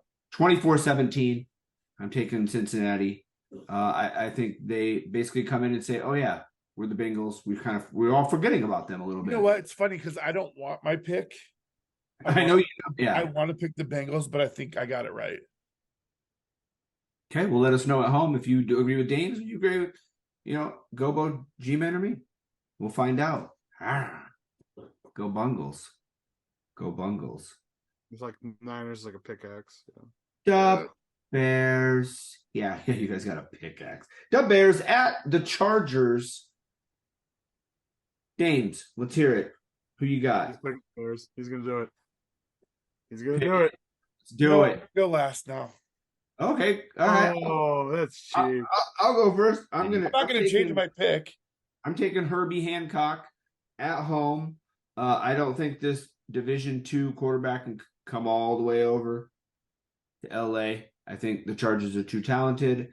And again, I still think the Bears suck, even though they got to win this week. So I'm going to take Chargers 35, Bears 10. G-Man. Yeah, I'm not gonna overreact to one win by the Bears, by the Division II quarterback versus the guy that we're calling a top 5 quarterback or whatever we're calling Herbert. Might be close, it might not. I don't think it will be. 34-17. Chargers get it right. Bears too inconsistent. And it's a learning lesson for young quarterback. The young pup. Gobo. Yeah, I mean, Khalil Mack's gonna get a little revenge on his old friends there, and yeah, I'm saying Chargers. I mean, they're definitely inconsistent. They're aged. They have a bad fan base. There's gonna be lots of Bears fans at SoFi. That Chargers plant lady will probably be there. I love that. That's like my favorite thing about the Chargers, aside from Herb. That's everyone's favorite thing. That was Herb. Yeah, He's real. and LaDainian Tomlinson. But yeah, Chargers 38, Bears 16. James, this is a setup for you. Hold on a minute. Let me just toss it up for you. Oh wow, you ate it. Hurricane Ditka. I hit that right in your mouth. All right, wow. All right. So we're in LA. It doesn't fucking matter one bit, by the way. I don't know who's playing quarterback for the Bears. Imagine. Doesn't matter. Tyson Bagent, Bagel. Rick Meyer, it's 2. Shit, you guys. Too. I have Yeah. this picked as the Chargers. I really fucking want to change it. I don't know why you wouldn't. It's I don't know why you're acting like you're not. Should we bully him into it? Like, Yeah, I think we did last week. Yeah, we bullied you last week and you picked and you won. yeah, man. but that was like you got me off the Rams to Pittsburgh, which was no a brainer. little easier. Yeah. because, yeah. No, Pittsburgh has a good coach, even though they don't have any good players, and the Rams are consistent. You have 5 struggling to seconds. find 5, 4, G Moore. 4, 3. Chargers 28. Yep. 28-0. 28-0. 28-0. Badger Couldn't walk them into it this bagel week. on the scoreboard. This is the last pick of week 8. We want to thank everybody for sticking around, listening to our picks. Comment below, share with your friends, stick around for Ricky's picks. We appreciate all the love, the support. Yes, yes, yes. We go to Detroit for Monday night. The Raiders without Garoppolo again. Is this? I feel like it is. I don't think it matters. I'll start this one off. Detroit rebounds. They go back home, and they get to show people on Monday night. You know what? Yeah, we had a little slip up last week, but here's who we are again. Let's get rolling. I think they handle the Raiders pretty easy. I just feel like I don't like the Raiders, so that's kind of why. I'm taking Detroit 23-14 over Las Vegas Monday night. Foosball. Dames. Marvs. I like the Raiders, but more importantly, I like my boy James, who watches the show. Thanks, buddy. He's a Raiders guy. He texts me every week. Congrats. Sorry. Just sports related shit. We talk all the time. But he knows he's in hell, you guys. NFHell. He knows it. He sympathizes with all of us. Various levels of hell. Detroit's gonna win this game, you guys. I don't know a score. I don't know if it'll be just like we're back to Detroit and we're gonna fucking show you guys that was a fluke and go like 40 to 10, or if they're just like, we don't really have to try that hard. It's the Vegas Raiders 24-17. Or I don't know if the Raiders are like, there's blood in the water. We just lost a game that we shouldn't have lost, maybe. Let's go. Let's go and take their throat out 17-16. I don't know. One of those is going to be the score. I got Detroit winning, so I guess I'm going to have to pick one of those. 16-17, Detroit. Demon. Yeah, I don't think anyone's going to pick the Raiders this week. Detroit on the rebound. Not even going to beat around Good the show, bush. everybody. Thank you. 29-11. I mean, the Raiders have been competitive in some games, and they have, Devontae Adams and Max Crosby and a couple of players, but we all know it's the ultimate team sport, and their team is just not that good. Detroit got a little overhyped on themselves, and now they'll come back to earth and really get after it this week. I agree. 29-11, Detroit for Monday Night Football. Let's have a halfway normal week, please, and get the W over the Jets. Gobo. We're not even taking Okay. Yes. Oh. I won't take I half skipped an hour like fucking Damon. Yeah, the Lions are gonna win. I hate it. I'd love to pick the Raiders, but they're so outmatched. And yeah, they're at home. Detroit plays great in prime time. Yeah, it's not gonna be close. I'm gonna say 23-0. I'm gonna say that Garoppolo spends a lot of time eating artificial turf. Right. Yummy. Yum. All right. We want to thank you again. Next week we'll be here. Same bat time, same bat channel. Lock 22. Thank you. Wow, look at that, right on cue. Thanks for having us. NFHell. G-Min Jazz. Gobo. Dames Marvs. Stay warm. Midwest Jet. Have a great weekend. Enjoy the games. JETS.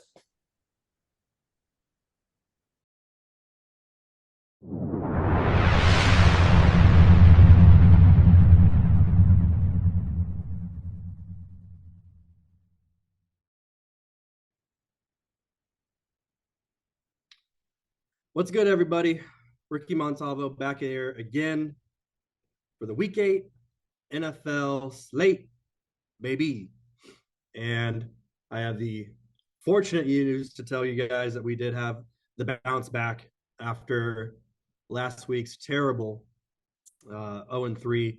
We rallied this past weekend, getting a 2-1 week, which is exactly what we're aiming for every single week. It's always nice when you sweep the board, but really we're just trying to add those units step by step, layer by layer. So to review on the year, we are now currently sitting at 13-9, which is plus 3.1 units. $100 bettors would be up $310. So a little bit below what our peak was at the 440. But guys, like I said before in the past, just stick with me. Stick to what I give you.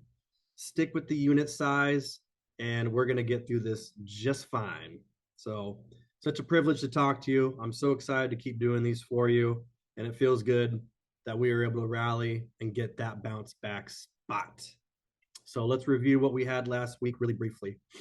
Ravens -3, never in question on any number you ever took with the Ravens. A blowout of the Lions with a garbage time Jahmyr Gibbs touchdown. This was exactly what I told you guys was going to happen here. Come down to earth for the Lions against a Ravens team, which is really game. I think the Lions are good, but I'm not sure if we should be labeling them elite status yet with when you're seeing games like this. But take nothing away from the Lions, but Ravens definitely the better side here. Chargers plus 5.5. This one was rough. We had a moment in this game where we could have really swapped the narrative here. Keenan Allen on a beautiful route where he put his hands up to potentially block, and instead, to make it look like a run play, he just runs right into the end zone. He's wide open. Herbert can't hit him off his fingertips, and touchdown off the board. Then what gets worse is then you have a tip drill, and Chiefs come up with an interception in the red zone, and that can really change momentum in a game. Super unfortunate. It's a number and a position I would back every single time. If we played this game every single week with the exact same number, I'd bet it every time. Unfortunately, this one just didn't bounce our way. So shout out the Chiefs. And then finally, my favorite bet of the week, without a doubt, was the Eagles. And I told you guys last week, this was the easiest bet to make. It doesn't matter what you got, 1.5, the 2, the 2.5. We covered. And it feels good to win that one, but I'm going to be honest with you. It's going to lead us to our teaching lesson of the week, which is refereeing. Highlights flying all over Twitter, TikTok, if you're on there, of the officiating of this game. And to say that it was sus is an understatement, but it was sus. It feels great to get the cover and to be on the right side. But referees, it impacts gambling. And I'm not saying that the Eagles didn't deserve to win that game or that they shouldn't have covered the spread per se, but I would be remiss if I didn't mention the luck that goes into what I call luck. Injuries and referees getting involved that went into this. It's part of gambling. And for the longest time, the NFL said, we are not going to get into bed with gambling, but, money talk and that bullshit walk. And they got right into bed with gambling. So you'd think that they'd be able to discipline refs more or figure out more with officiating. We all know it's a tough, tough job. But having a guy from Philadelphia as your head referee, to me, is unacceptable. I don't care if he's sworn under oath or whatever. That's just a bad look for the NFL.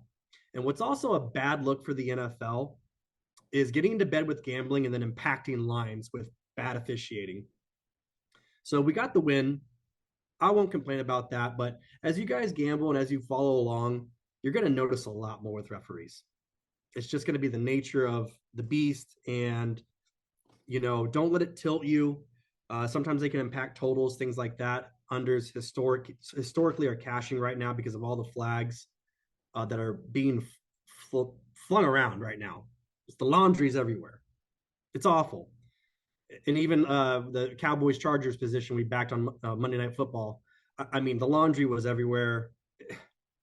Anyways, so this week's lesson, referees do impact the game, but we can't really handicap that a ton. There are metrics there, but nothing remarkable. Okay, so if we lose some bets, in this case it broke our way, don't let it tilt you too much. So enough of that diatribe. My friends, we move on to the Week 8 slate with Ricky's picks. It's your boy, Ricky Montalvo. Let's get back to it, see if we can get another positive week on the books. So moving first to my first pick, we have the Jets at the Giants with the line sitting at 3 currently as I talk to you here on a Wednesday when you get it, but today is a Tuesday. So this line is kind of juicing towards the 2.5 right now, but mostly tucked in at a 3 across all books. Seeing some 2.5s pop up. The pros, the professionals, they are coming in on the Jets currently. I don't give a fuck. Because I'm backing the Giants here in this position on the +3. Okay. There's reverse line movement, a lot of money coming in on the Jets, but yet the number is trending towards down 2.5. I think this is a great spot for the Giants, and I think it has a lot to do with Tyrod Taylor. I didn't give this out in Ricky's picks last week, but I did back the Giants last week. Tyrod, he's better than what people think and what is perceived. All they see is a backup quarterback, a guy that's been out there a million times. One of the things that Tyrod does, even if you get tape on him, is he protects the ball. He makes good decisions with the football. And hopefully, I'm hoping that Daniel Jones doesn't come back for this one, because the kid's confidence is really shattered right now. And I feel for him. But Tyrod, he's balling right now. This is a good number at home with the Giants getting the 3.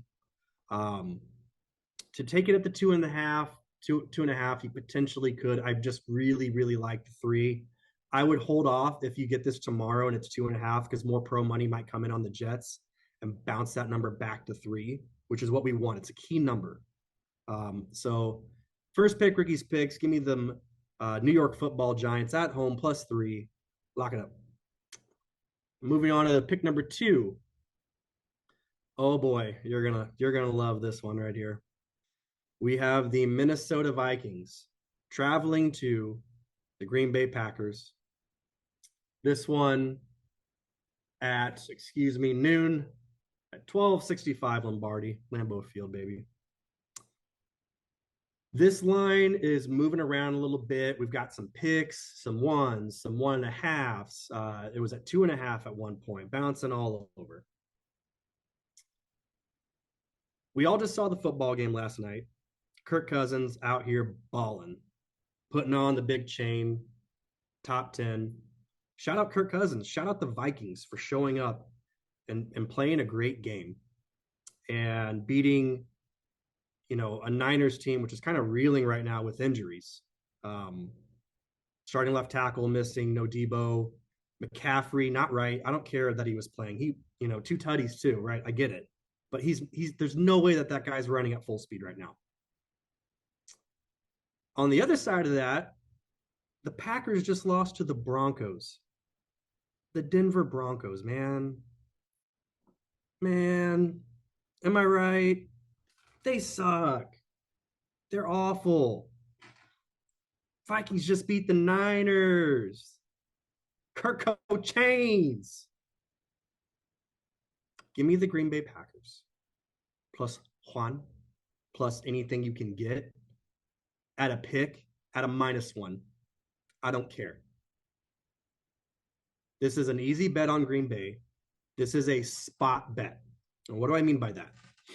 Exactly what I just described to you. Kirk balling in prime time. The Vikings balling in prime time. Everybody just saw that. And on the other side, everyone just saw the Packers lay it down and lose to the Broncos. A team with the stink all over it. And I get it. It's not fun to back that position. But Kirk Cousins just had the game of his life in prime time. The feelings are high. Emotional win. This is a spot play. This is not, again, I've always said this to you guys. Don't bet on your team based off of your emotion. Like, this isn't me saying the Packers are back or that this is, that they're good or something. There's a lot TBD with the Packers. But I love this position for them. Take any plus value you can get. Take the Green Bay Packers at home in a desperate spot. And hopefully a team that will be fired up and pissed off over what has been going on with this football club. Give me the Packers. Second pick, Ricky's picks. Lock it up. And finally, moving towards our last pick. So we have the Ravens traveling to State Farm Stadium at 3:25. So we're going to get an afternoon slate here. The first 2 at noon. I didn't mention the Jets. That'll be a noon game. So 3:25 game here. Ravens at Cardinals, line tucked in at the 8.5 currently. So the Ravens just blew out the most public dog, the Lions. We all know we backed them Baltimore Ravens. It was a great spot for them. We were no sweat. We were just counting our cash already. You love to see it.